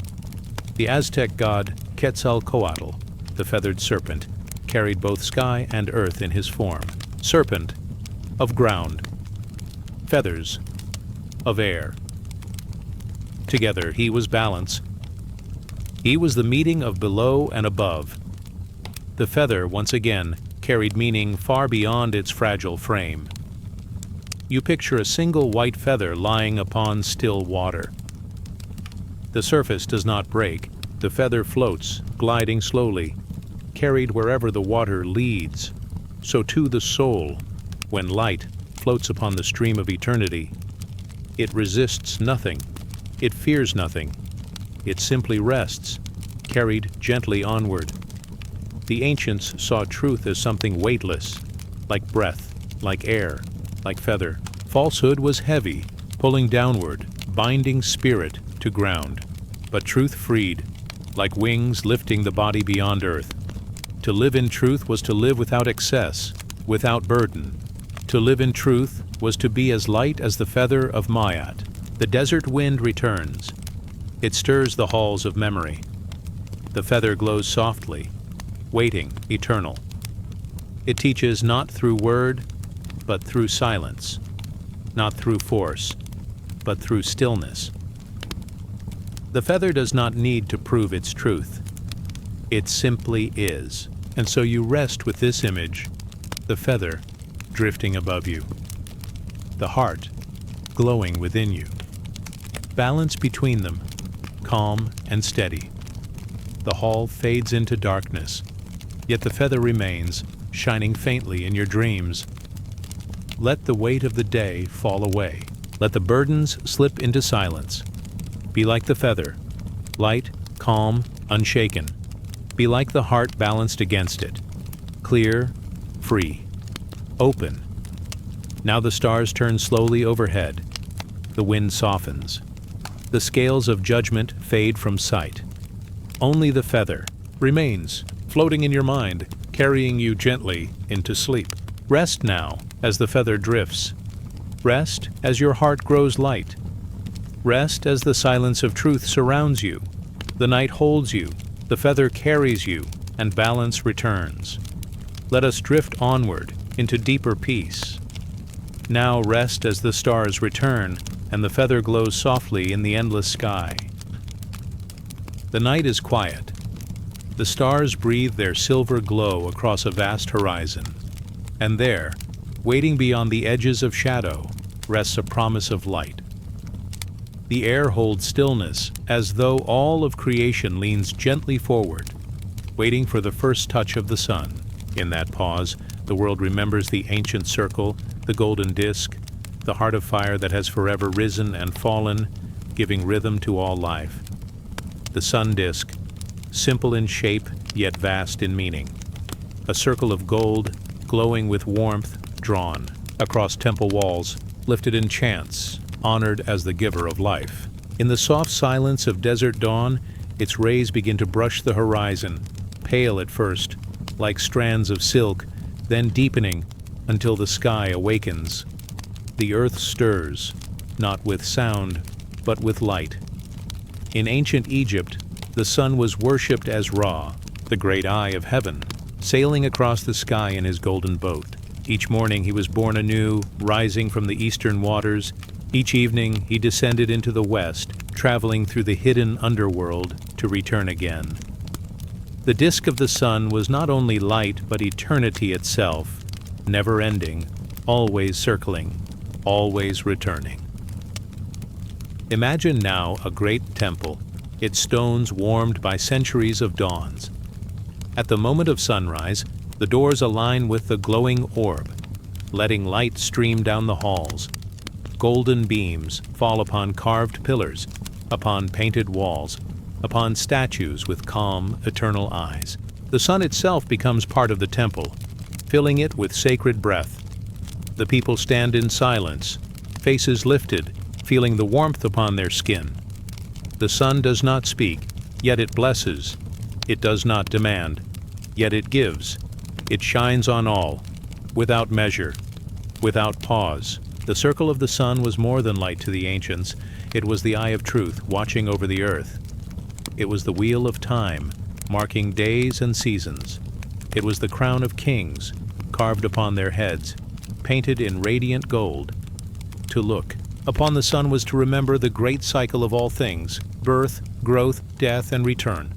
In other lands, too, the sun was honored. To the Persians, it was Mithra, the ever-rising light. To the Hindus, Surya, the charioteer of the sky. To the Incas, Inti, father of the people, golden-faced, watching from above, across deserts and forests, across mountains and seas. The circle of the sun was drawn again and again upon stone, upon cloth, upon the memory of the people. You drift with these images, soft and slow, a circle glowing on temple walls, a circle carved into hidden caves, a circle drawn upon the sand by a child's hand. Always the same, always the sun disk. The simplest shape, holding the greatest mystery. The circle itself is without beginning, without end. It turns and returns, always whole. So too the sun, always leaving, always returning. It reminds the soul that endings are not final, that descent is followed by rise, that death is but a pause before rebirth. Picture now the solar boat of Ra Golden, drifting across a sea of sky. The god stands tall, staff in hand, his eyes bright as the sun itself. Behind him, the disk glows like a shield, radiant and eternal. Each day he sails. Each night he journeys through the underworld, guarded by stars and serpents, meeting shadows, facing silence, yet always he returns. The morning is his promise, the rising sun, his gift. As you rest, you too are carried in this rhythm. The breath rises, the breath falls, like day and night, like sun and shadow. Each breath is a circle, each breath a sun disk. You inhale, light enters. You exhale, light returns. Soft, steady, eternal. The temples of the sun were not only stone, they were the sky itself. Every dawn was a ceremony, every sunrise was a hymn. The birds became choirs, the rivers became offerings. The desert winds carried prayers unseen, and always. The disk rose without fail, without delay. In the soft lands of Mesopotamia, the sun was Shamash, the god of justice, shining his light on all deeds. Nothing could hide from him. No shadow too deep, no corner unseen. His light was fairness, his circle the law of balance.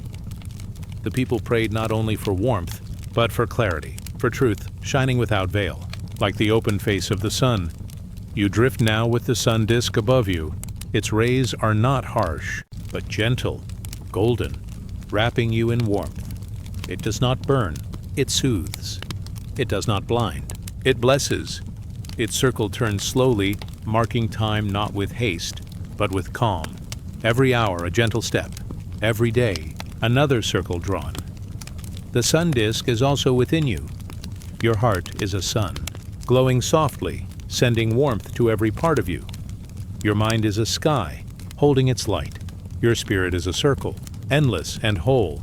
You are part of the great cycle. You are part of the rising and the setting. You are part of the eternal return. The ancients painted the disk with wings, letting it soar above doors and gates. The winged sun became a guardian, protecting those who walked beneath. Its feathers stretched wide, holding the circle at its center, reminding all who passed that light was watching, that balance was kept. The wings of the sun disk were not only for flight, but for embrace. They sheltered, they blessed, they welcomed. Now the horizon glows brighter. The stars soften, retreating into the vast blue. The first edge of the sun rises, golden and still. Its disk lifts, slow and certain. The land breathes. The waters shimmer. The stones glow with fire. The circle is whole, risen. And with it, life awakens. You rest in its glow. You let the warmth seep into every part of you. The circle of the sun is around you, within you, beyond you. It is not far. It is always present, even when unseen. For even at night it waits beyond the horizon, ready to rise again. Let this truth cradle you. Let this rhythm calm you. The sun disk rises. The sun disk sets. Your breath rises. Your breath falls. Both eternal, both gentle, both whole. Now the day has come in the story, but here, in your resting body, the night remains. The sun disk rises within your dreams, not to awaken, but to soothe. Its light is not of day, but of spirit. Golden, calm, eternal. Rest now in its glow. Rest in its circle. Rest in the warmth of the sun disk rising within you. Let us drift onward, carried by its light. Now rest as the stars return to their hidden places and the golden circle shines softly in your dreams. The night is soft. The sky stretches wide, deep as an endless ocean. Stars glimmer like scattered pearls upon a velvet sea. And there, among them, the crescent moon rises, thin as a silver bow, glowing faintly, half hidden, half revealed. It does not blaze like the sun. It whispers. It invites the eyes to rest, to dream, to wander quietly. The crescent has always been a secret sign, a curve of light, a doorway to mystery. Neither full nor gone, it stands between, reminding all who look that life is not only one thing or the other. It is both. It is changing. It is becoming.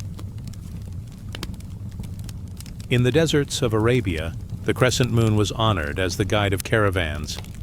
When the sands grew dark and the winds hushed the path, it was the curved light above that showed direction. It hung in the sky like a lamp carried by unseen hands. Travelers would lift their eyes and feel its company, gentle and near, though far above. The crescent did not command. It accompanied, it watched, and it guided. In the valleys of Mesopotamia, the crescent belonged to Sin, the god of the moon, lord of wisdom and cycles. Priests watched its shape each night, reading the secrets of time. From the thinnest thread of silver to the round, glowing fullness, they traced the calendar of sowing and harvest, birth and rest. The crescent was the seed, the first promise, the beginning of light's return. It was a soft reminder that growth begins small, hidden, and gentle. Now imagine an ancient temple, open to the night. Torches flicker against carved stone. The sound of water drips softly in the dark. High above, the crescent moon rests between two towers. Its glow bends like a smile across the sky. Priests in quiet robes lift their hands, not in noise but in silence, greeting the slender light. They know the moon is a mirror, reflecting what cannot be seen. The crescent is a secret, holding more than it shows. The people of Greece told of Artemis, maiden of the moon. She was seen with a crescent crown, shining in her dark hair. She walked through forests, bow in hand, her step silent, her gaze watchful. The crescent above mirrored her bow, stretched and ready, guarding the night. To those who wandered under trees and rivers, Artemis was a companion, unseen yet near, her crescent marking her presence. The silver arc was both beauty and strength, mystery and protection.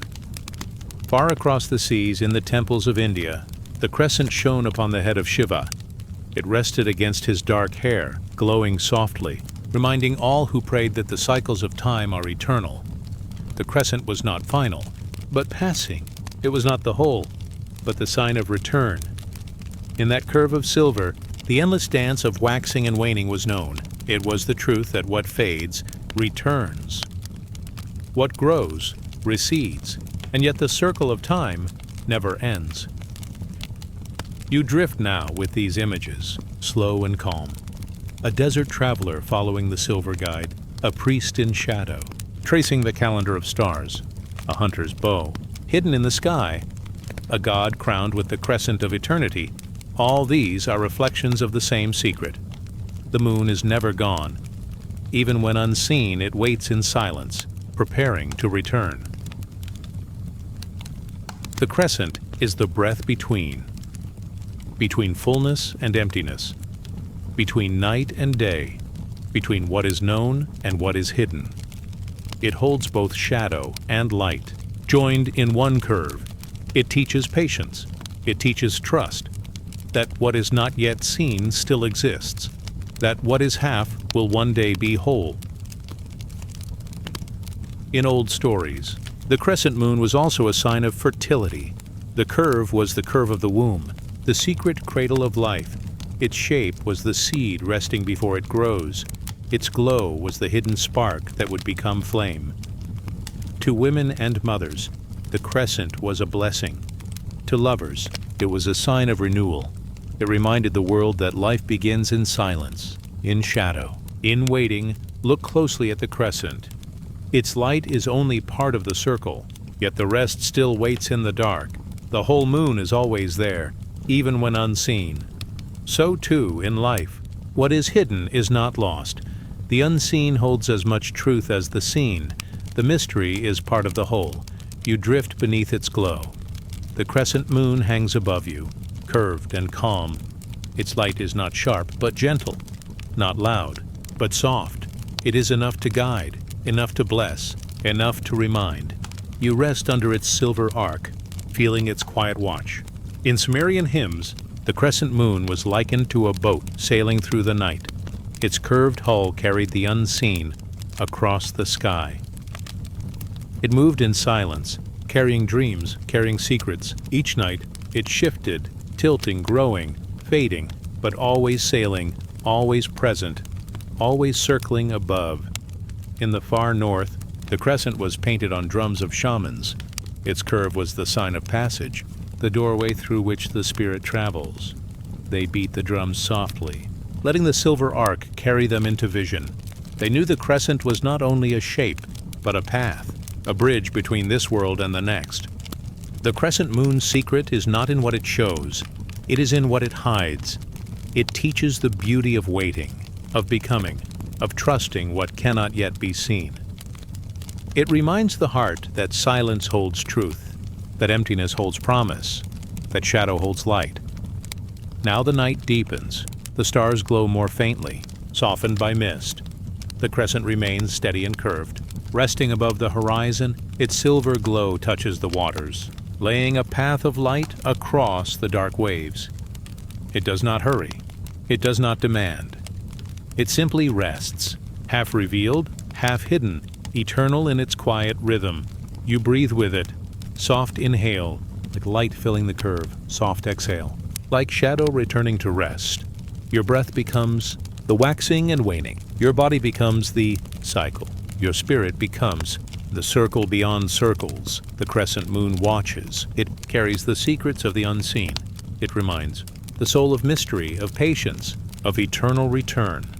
It glows above your dreams, not to awaken you, but to soothe you deeper, not to guide you on a path of action, but to hold you in quiet. Wonder, let the crescent moon cradle you, let its arc of silver protect you, let its secret rest beside you. Now the night grows. Still, now your body grows heavy with peace now. The crescent moon lowers into your dreams, carrying you softly, carrying you gently. Let us drift onward into shadow and light, into silence and glow.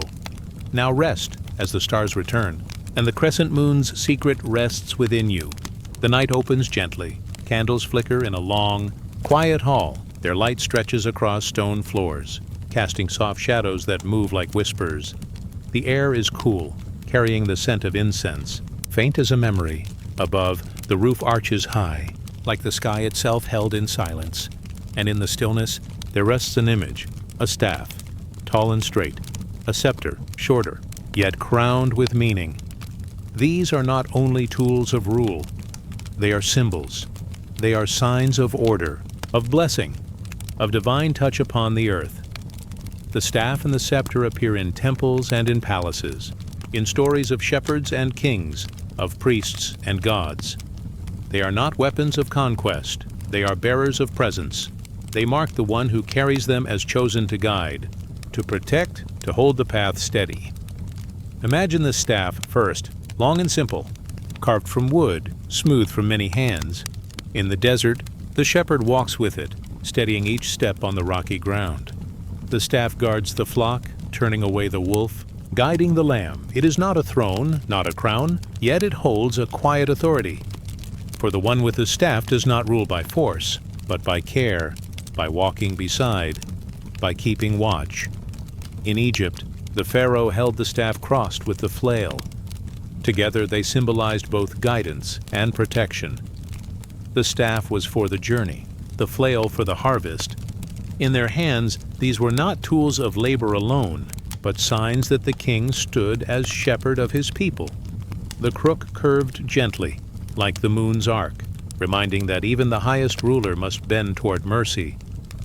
The staff was not a rod of fear, but a sign of care. Far to the north in the frozen lands, the shaman's staff was carved with symbols of spirits. It rattled with bones and feathers, carrying voices of the unseen. When the shaman struck the earth with it, the sound was not of command, but of calling.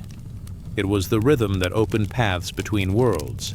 The staff was a bridge, a pillar between earth and sky. To hold it was to stand in both realms, guardian of the living, guide of the dreaming. Now the scepter, shorter, smaller, but crowned with detail. It is not meant for walking, but for holding. It shines with gold, with crystal, with stone. Where the staff speaks of journey, the scepter speaks of destiny. It rests in the hand of rulers upon their throne, a sign not of their own strength, but of the divine order flowing through them. The scepter is the seal, the blessing, the proof that authority comes from beyond the human hand. In Mesopotamia, kings lifted scepters before carved gods. The curved top or ring was not decoration alone, but a sign of the sacred bond between heaven and earth. When the ruler held the scepter, he was reminded he did not rule alone. He carried the weight of the gods' trust, a trust as fragile and as strong as light upon water. In Greece, Zeus held the scepter topped with the eagle, a bird of storm and sky. It was the sign of his thunder, his dominion, his unshaken place. Yet the scepter also appeared with Hera, queenly and composed, her scepter adorned with the pomegranate, symbol of life and birth. Through them, the scepter was both strength and nurture, both rule and renewal, a balance like night and day, like the waxing and waning moon. The staff and the scepter are mirrors. One guides the path, the other seals the throne. One steadies the wandering step, the other crowns the settled order.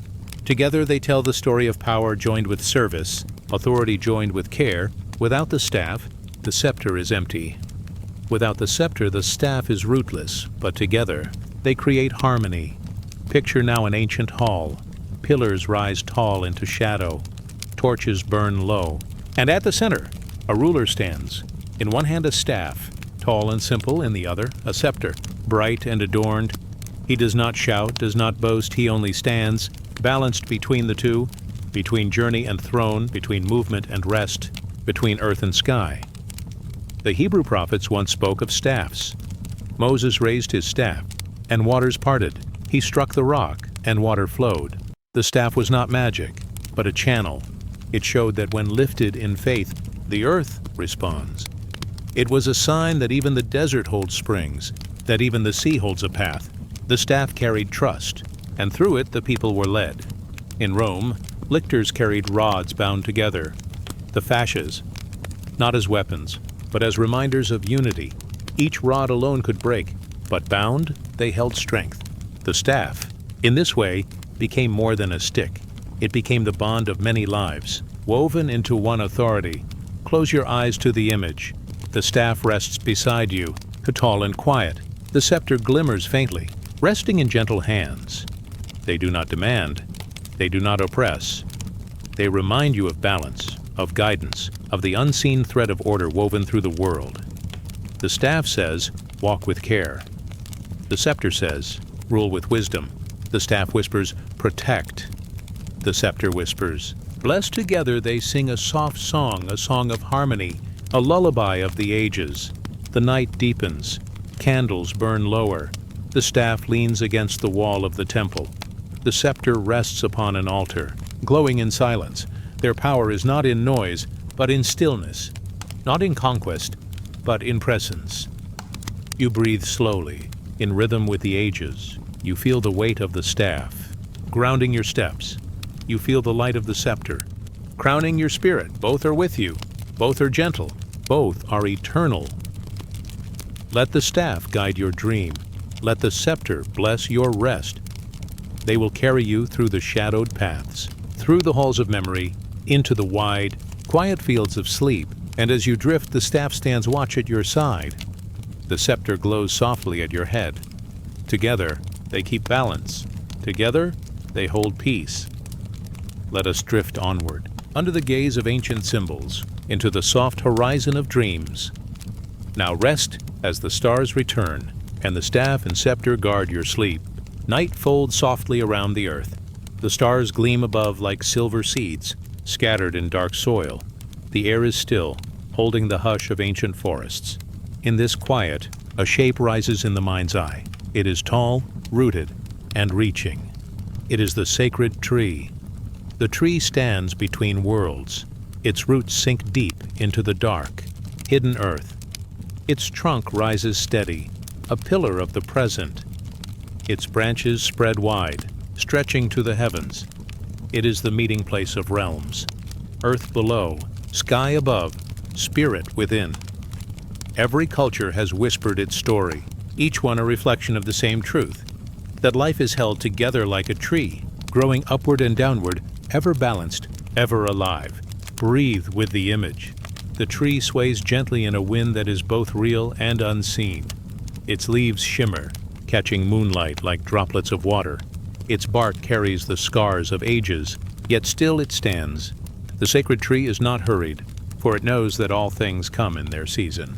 In the north, the Norse people told of Yggdrasil, a great ash tree, vast as the cosmos, its branches covering the heavens, its roots reaching into the underworld. At its base flowed wells of wisdom, where serpents and spirits moved in shadow. Above perched an eagle, watching all with silent sight, and through the trunk a squirrel ran, carrying messages between realms. This tree was the world itself, every life a leaf, every soul a seed within its boundless body. Far to the east, in India, the fig tree was seen as sacred. The Bodhi tree spread its shade wide, and beneath it, seekers found stillness. The story tells of one who sat in its shelter, and through patience, through silence, saw the truth of existence open before him. Here the tree was not only life, but also awakening. Its branches sheltered the mind. Its roots grounded the heart. In Mesopotamia, palm trees were honored, tall and slender, rising where rivers met. Their fruit nourished the body. Their shape symbolized fertility, renewal, and eternal time. The palm was drawn on temple walls, carved into stone as a reminder of the sacred garden from which life itself once blossomed. In its trunk was the pillar of creation, in its crown, the promise of plenty. The Celts saw oak trees as doorways. They believed each great oak held a spirit, a guardian of wisdom and strength. To walk into a grove was to enter a temple not built by hands, but by seasons, by sky, by soil. The Druids gathered beneath oaks, their voices rising like leaves in wind. The oak became a bridge, its roots deep in the mysteries of the earth, its crown lifting prayers toward the stars. Even in the desert, trees held power. In the heat and the dry winds, a lone tree could be the difference between death and life. It offered shade, fruit and wood. It became a sign of blessing, an oasis of spirit. The tamarisk, the acacia, the palm, each one carried the memory of survival, a promise that the barren land still held life. The sacred tree appears in many forms, yet always it is the same. It is life continuing. It is the soul's bridge between earth and sky. It is memory rooted and hope unfolding. Imagine yourself standing before such a tree now. Its trunk is wide enough that your arms cannot encircle it. Its bark is rough beneath your hands, yet warm with quiet strength. You hear the wind moving through the leaves, a sound like distant voices, like 1,000 prayers whispered all at once. The air around you carries both freshness and age, as though each breath connects you to those who stood here before. Look upward. The branches weave into the night sky. Between them, stars glimmer as though the heavens themselves were leaves of light. The tree does not end where the branches fade. It continues, unseen, into infinity. Every star above could be a fruit of this tree, hanging in silence, waiting to ripen. Now look downward. The roots twist into the dark earth, hidden yet strong.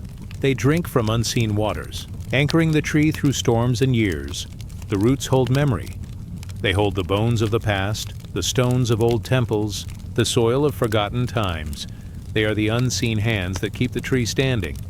So too do unseen roots hold your life steady, roots of memory, of love, of spirit. Some spoke of trees as the first beings.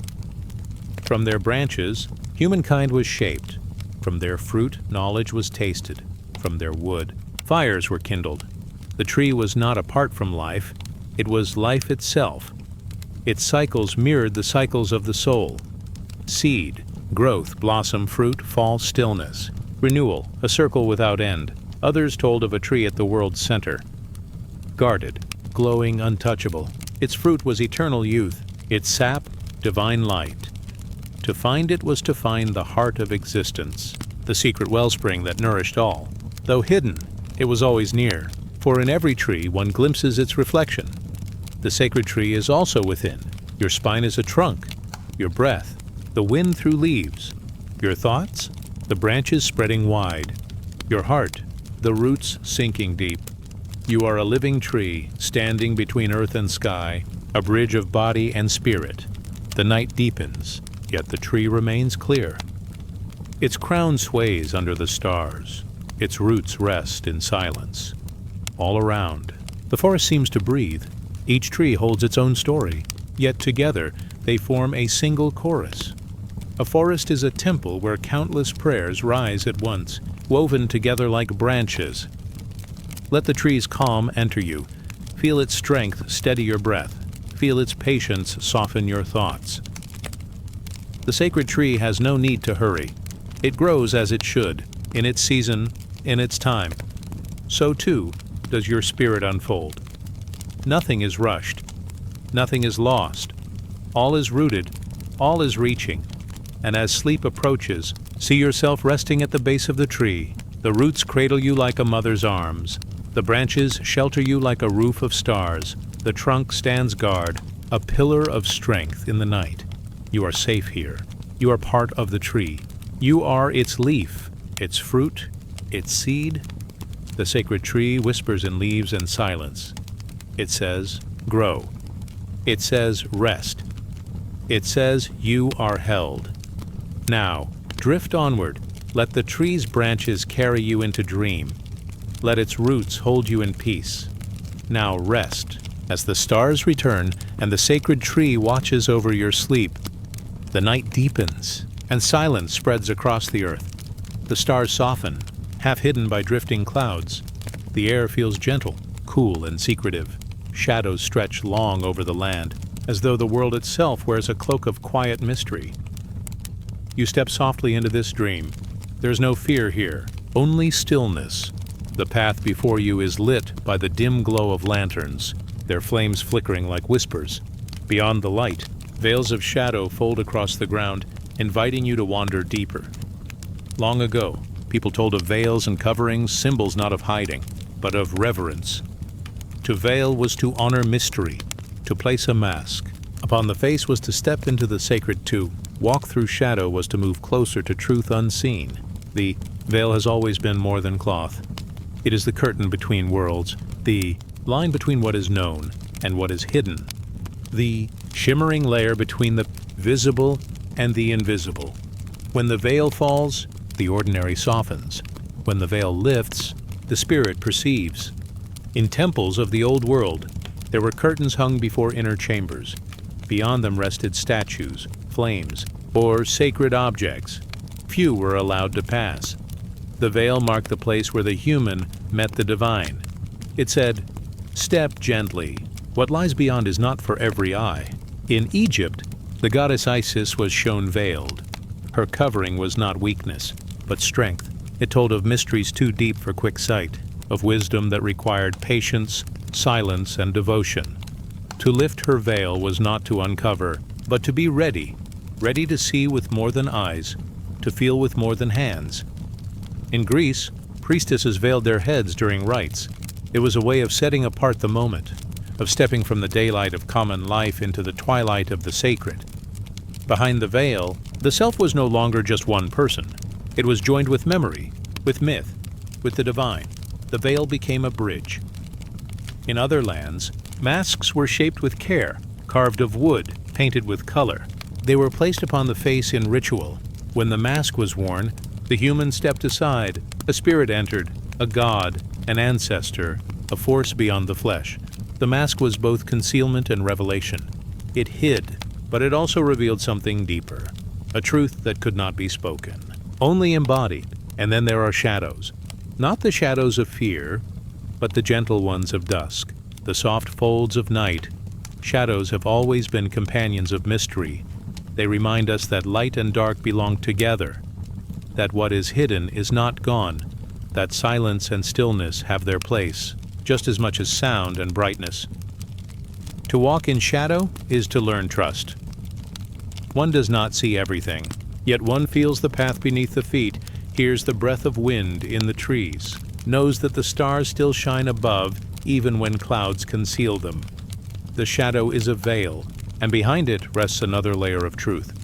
Imagine now that you stand in a hall of stone. Torches flicker along the walls, casting pools of light and deeper shadows.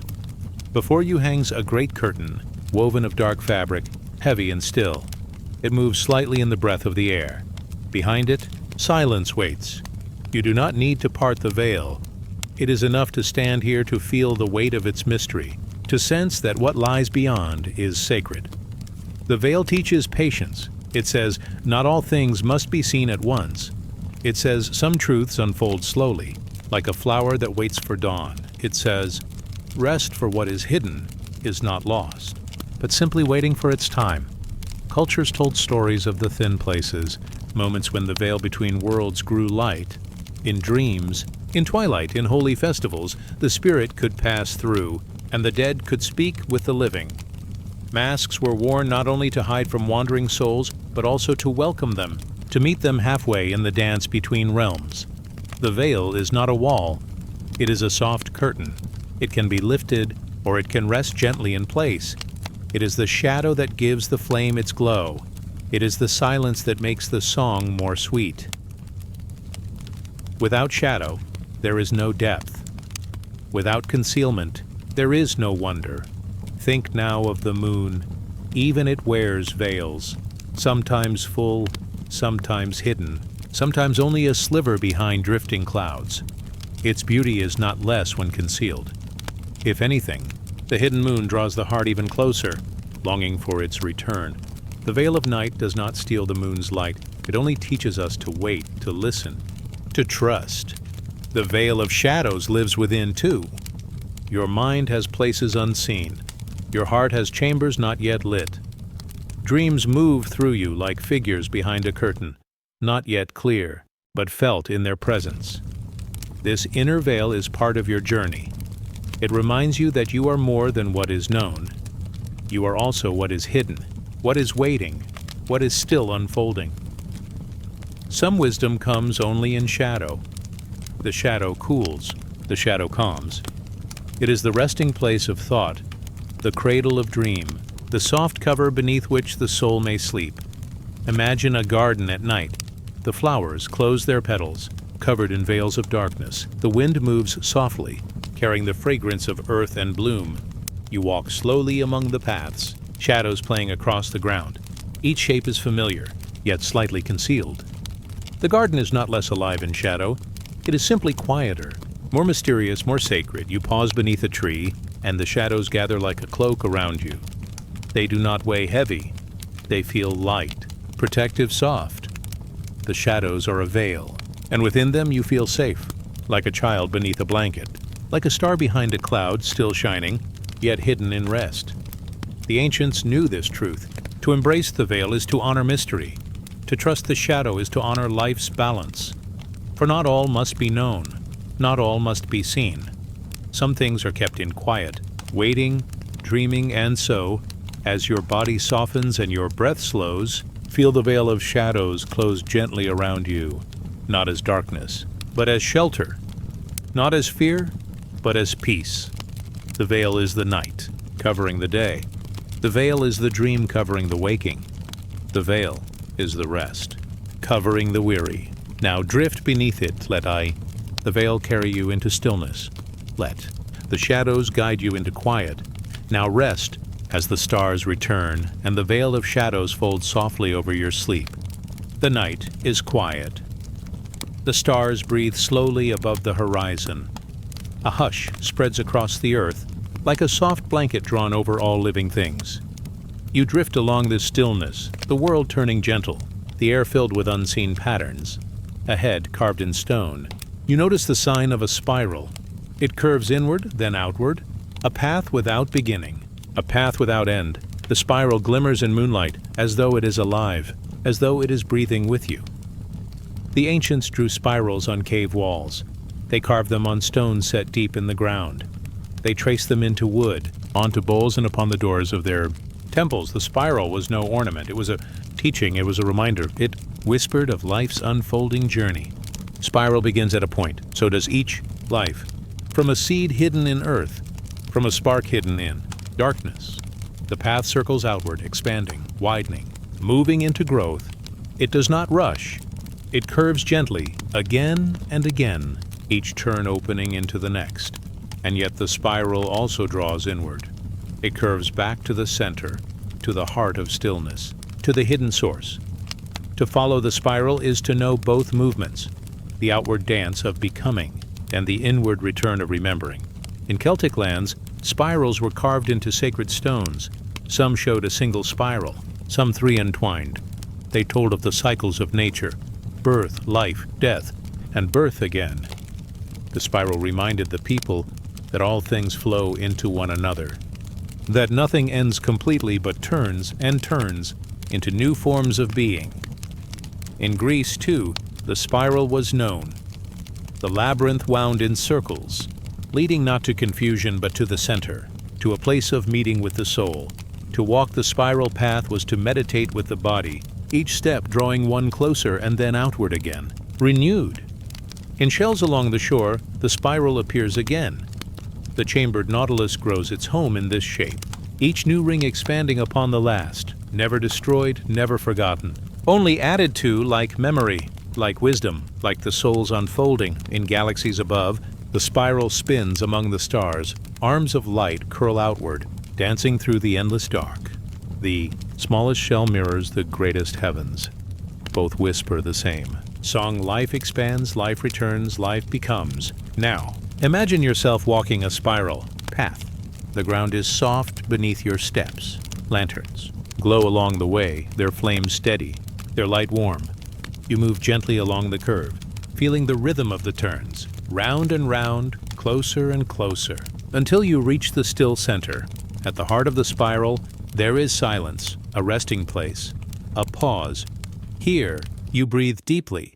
Here, you feel the quiet core of all things. It is not empty.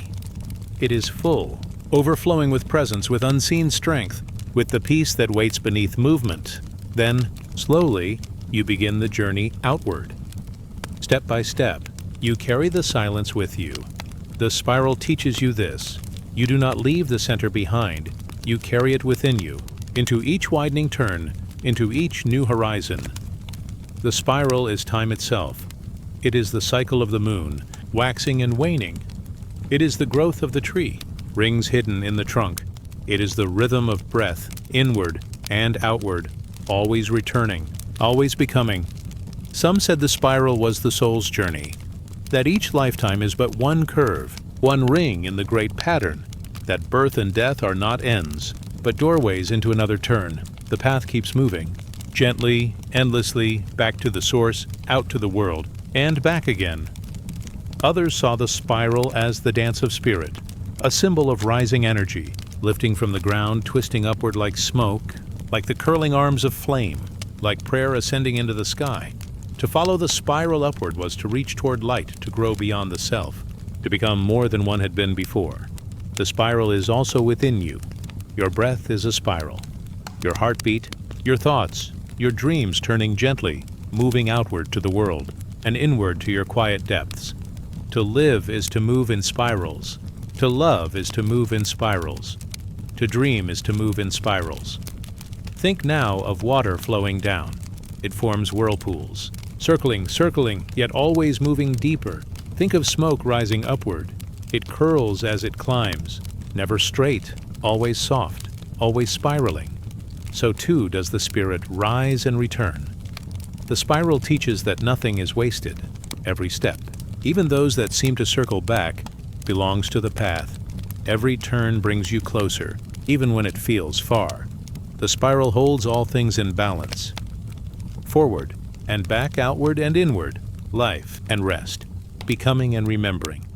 You sit now at the edge of the spiral path. The stars above echo the shape below. The galaxy overhead curls its arms around you. The shell at your feet mirrors it too, its small chambers like a song of eternity.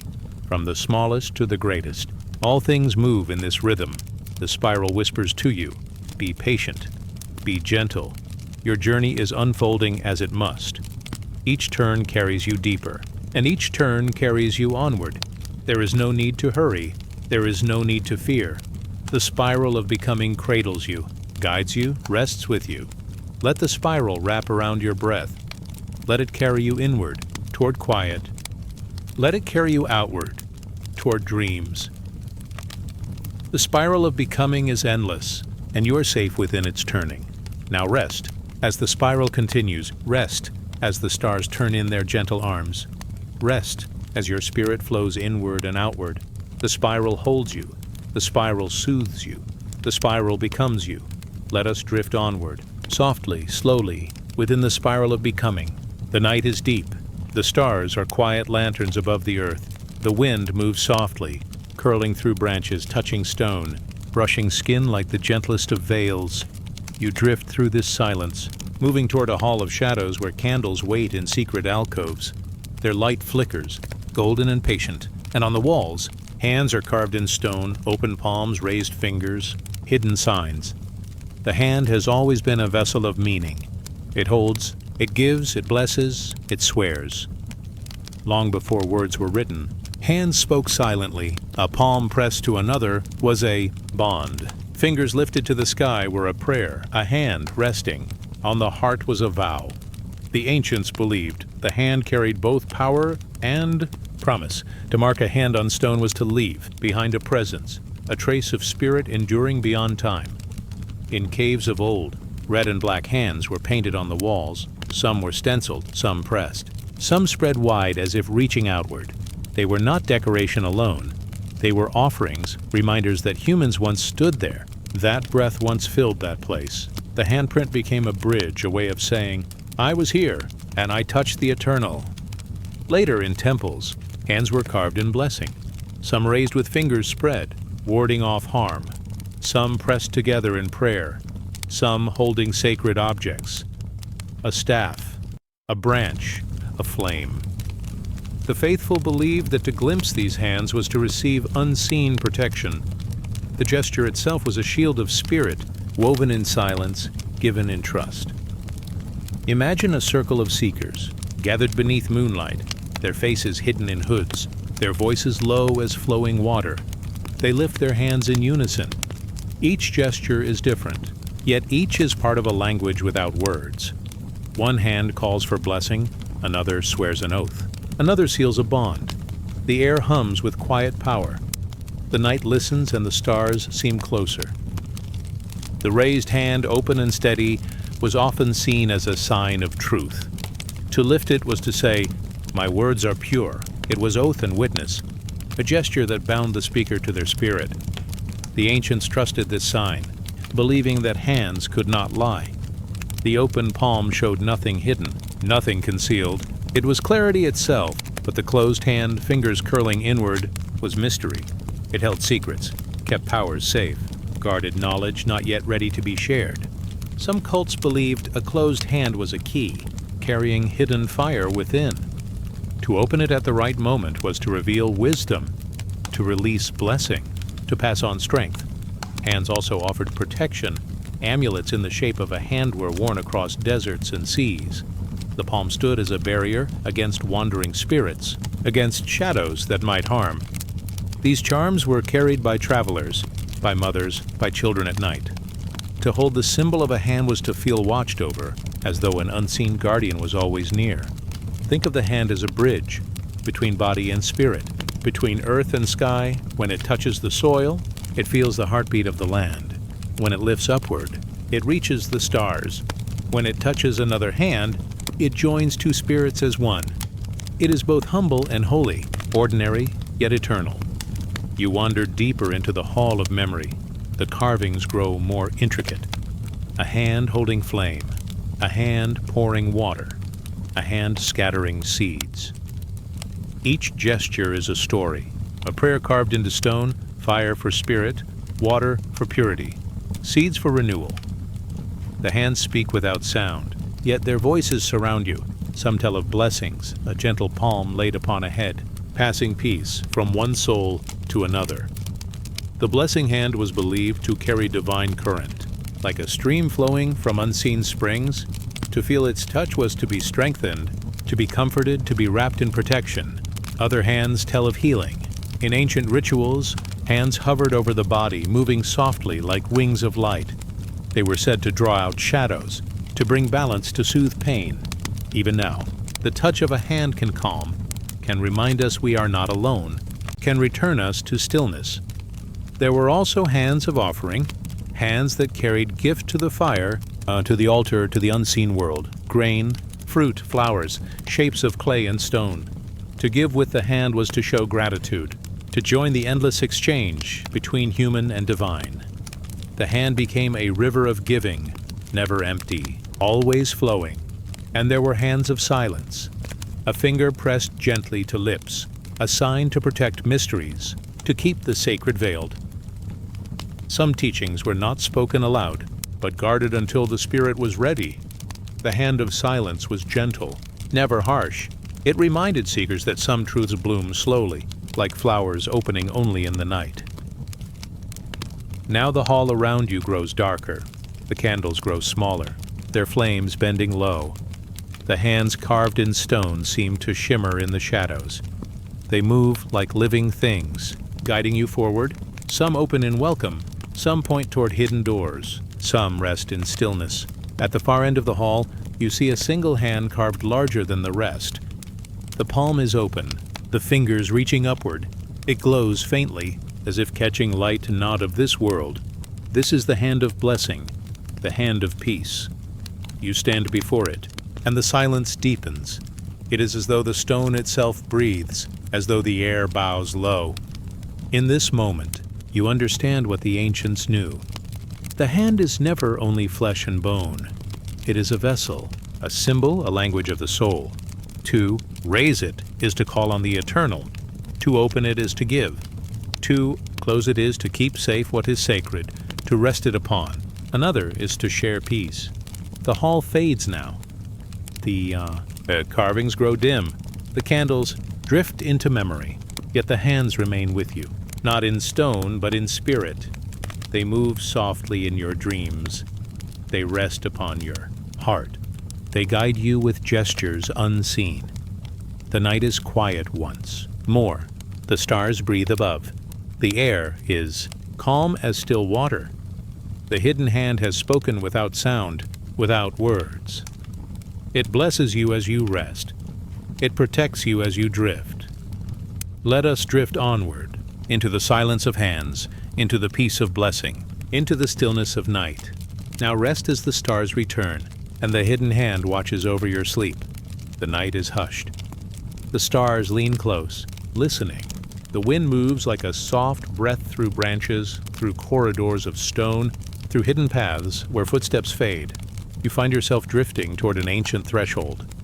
Its gate is sealed, yet before it lies a key, resting in the quiet glow of moonlight. It waits, silent and patient like a guardian of mysteries not yet. Spoken keys have always been more than tools. They are promises. They are secrets.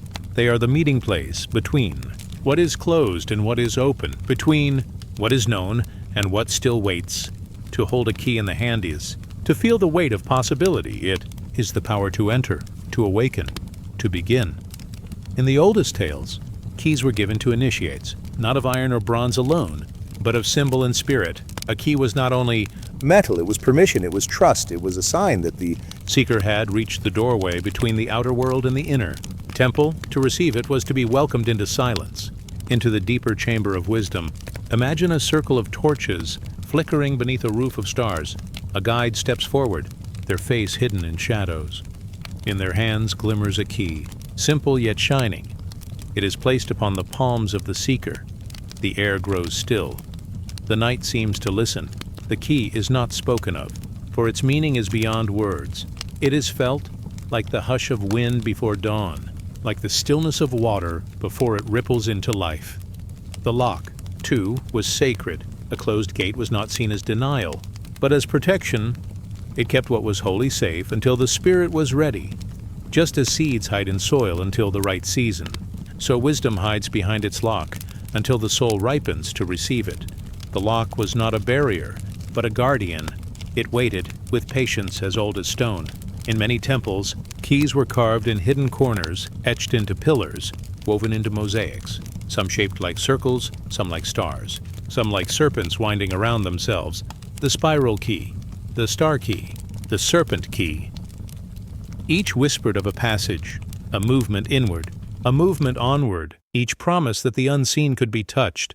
When the right key was held, think of a key as a bridge. It is the shape between opposites, closed and opened at night, and day silence and song. It does not destroy the lock. It does not break the gate. It simply turns gently, quietly, and a new space reveals itself. The seeker steps forward. The journey deepens. There are stories of gods who carried great keys. Some held the keys to the underworld, guarding the doors of shadow. Others held keys to the skies, opening the gates of dawn and storm. Still others carried keys of memory, unlocking dreams, unlocking hearts, unlocking the forgotten names of stars. The key was never only an object, it was always a path, a threshold, a way through. There were also stories of hidden keys within the soul, not carved from stone, not forged of metal, but formed from patience, from trust, from love. These inner keys could unlock silence. They could open the hidden chamber of the heart, where peace waits like a sleeping bird. To find them, the seeker needed no map, no hand from another, only stillness, only breath, only the courage to turn inward. You drift now into a dream of gates.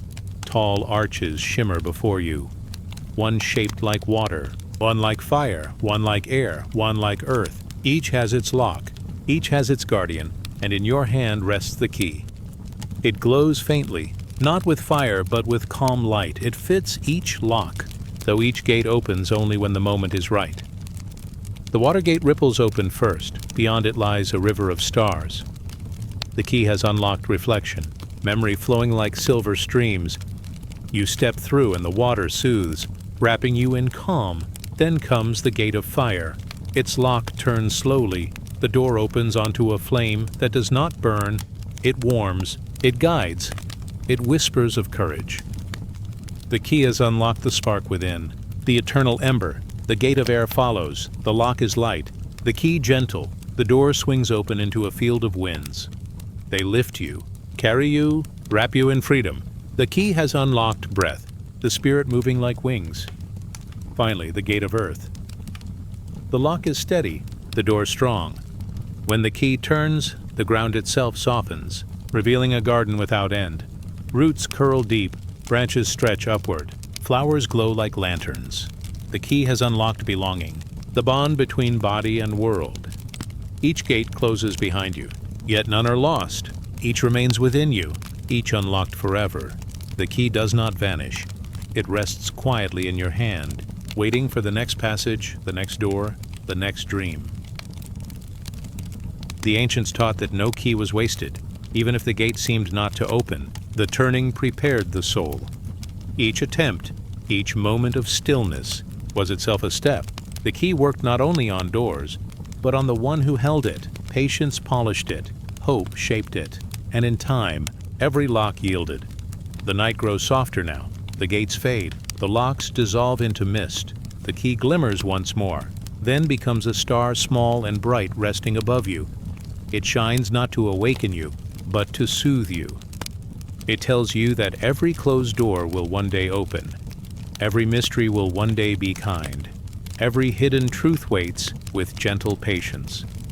Let the key rest in your hand or in your heart. Let it guide your dreams, unlocking only what you are ready to see. Let it turn quietly, without effort, without haste, for all doors open in time. All secrets become light.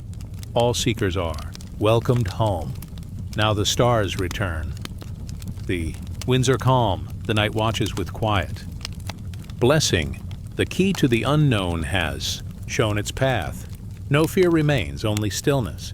Only peace. Let us drift onward, past the gates, past the locks, past the waiting doors. Now rest as the stars return. And the key glows gently in your dreams. The night is thinning. A pale light stretches at the edge of the sky, soft as the breath before waking. The stars linger, fading slowly, like candles at the end of a vigil. The world lies between silence and song, between darkness and day. It is here, in this tender threshold, that the old symbols gather. They are not loud. They do not clamor for attention. They move as shadows on stone, as lines carved into forgotten wood, as shapes etched into sand-by hands that no longer remain. Yet they are still alive, still breathing, still whispering their meaning to those who listen. The circle appears first. It glows faintly, drawn not with ink, but with dawn itself.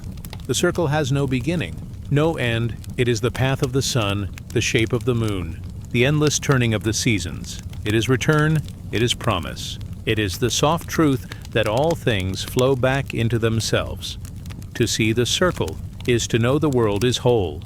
Then comes the crossroad, two lines meeting in stillness. One line descends, rooting into the earth. The other stretches outward, opening to the sky. Together they form the place of balance, above and below, within and beyond. At this quiet meeting, life unfolds. The crossroad reminds the traveler that every choice is a turning, every step a weaving, yet no path is wasted. All paths meet again in the heart of the symbol. The spiral follows. It curls inward, like a shell found by the shore.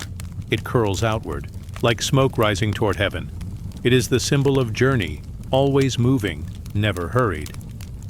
The spiral tells the seeker there is no straight line in the soul. Growth circles, learning deepens.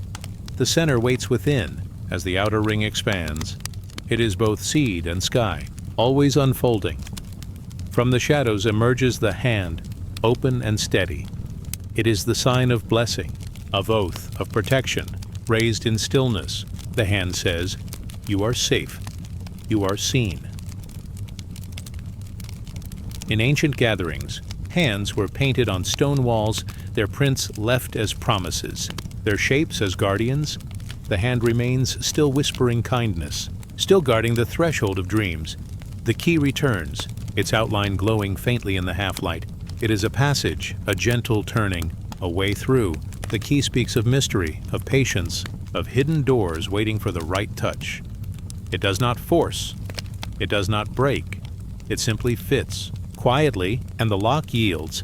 The key is the reminder that every heart holds its own doorway, and every soul its own treasure. The vessel rises, a cup shaped by unseen hands.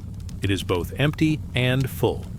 Empty, it waits with patience, ready to be filled by rain, by offering, by grace. Full, it overflows, sharing without fear of loss. The vessel teaches both humility and abundance. To be open is to receive. To be full is to give. And in this flowing, life remains whole. Now the tree stands tall. Its roots sink deep into the earth. Its branches stretch toward the sky. It is the bridge between worlds, the ladder of life, the meeting place of earth and heaven. Its leaves rustle softly, carrying the voices of ancestors, the songs of the future. The tree reminds the dreamer that they, too, are rooted and reaching, grounded and rising. Beside the tree rests the bird, feathers folded in peace, its wings whisper of freedom, of messages carried on the wind, of spirit in flight. Birds have always been guides. They cross from earth to sky, from silence to song, to follow Themis, to follow the soul's longing for light. The bird waits at dawn, ready to lift the dreamer gently into the brightening day. Each symbol lingers in the quiet air, as if etched into the sky itself. The circle, the crossroad, the spiral, the hand, the key, the vessel, the tree, the bird. They stand together now, not separate but woven like threads of the same cloth. Each tells its part of the story. Together, they tell of wholeness. Empires have risen and fallen. Temples have crumbled. Stones have weathered to dust.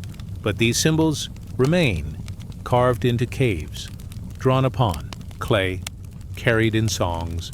They outlive kingdoms, because they belong not to one people but to all. They belong to the earth, to the stars, to the soul. They whisper still, gentle and patient, to any who will listen. You rest among them now. They glow faintly around you, shapes of light against the soft gray sky. They do not demand, they do not rush, they simply surround you, like a quiet embrace, like the hush of dawn. Their whispers are steady, like waves against the shore, like breath in the still night. The horizon brightens. The first colors of dawn stretch outward, pale gold, soft rose, gentle silver. The symbols do not fade, but melt into the morning. They become the rising sun, the flowing river, the blooming flower. They are no longer carved or painted. They are alive, woven into the world itself. The circle is in the sun, the crossroad in the meeting of horizon and sky, the spiral in the curling clouds, the hand in the leaves that reach outward, the key in the door of day, the vessel in the open sea, the tree in the tall forests, the bird in the brightening air. All are here, all remain, all whisper gently beneath the stars. Beneath the dawn, let your breath slow, let your thoughts soften. You have walked among the symbols. You have listened to their whispers. They will remain with you, not as puzzles to solve, but as companions to keep. They will guide your dreams, steady your steps, and remind you always of the quiet truth: you are never alone. Now the day begins, though softly, like a harp touched by light fingers. The symbols return to silence, but their echo lingers in your heart. You may rest, for they will keep watch. You may sleep, for they will walk beside you. The night is not gone. It is simply folded into morning. And in both, the silent symbols remain. Let us drift onward. Into rest, into peace, into the gentle arms of dawn. Now rest, As the stars return to silence and the symbols whisper on beneath the soft sky of morning,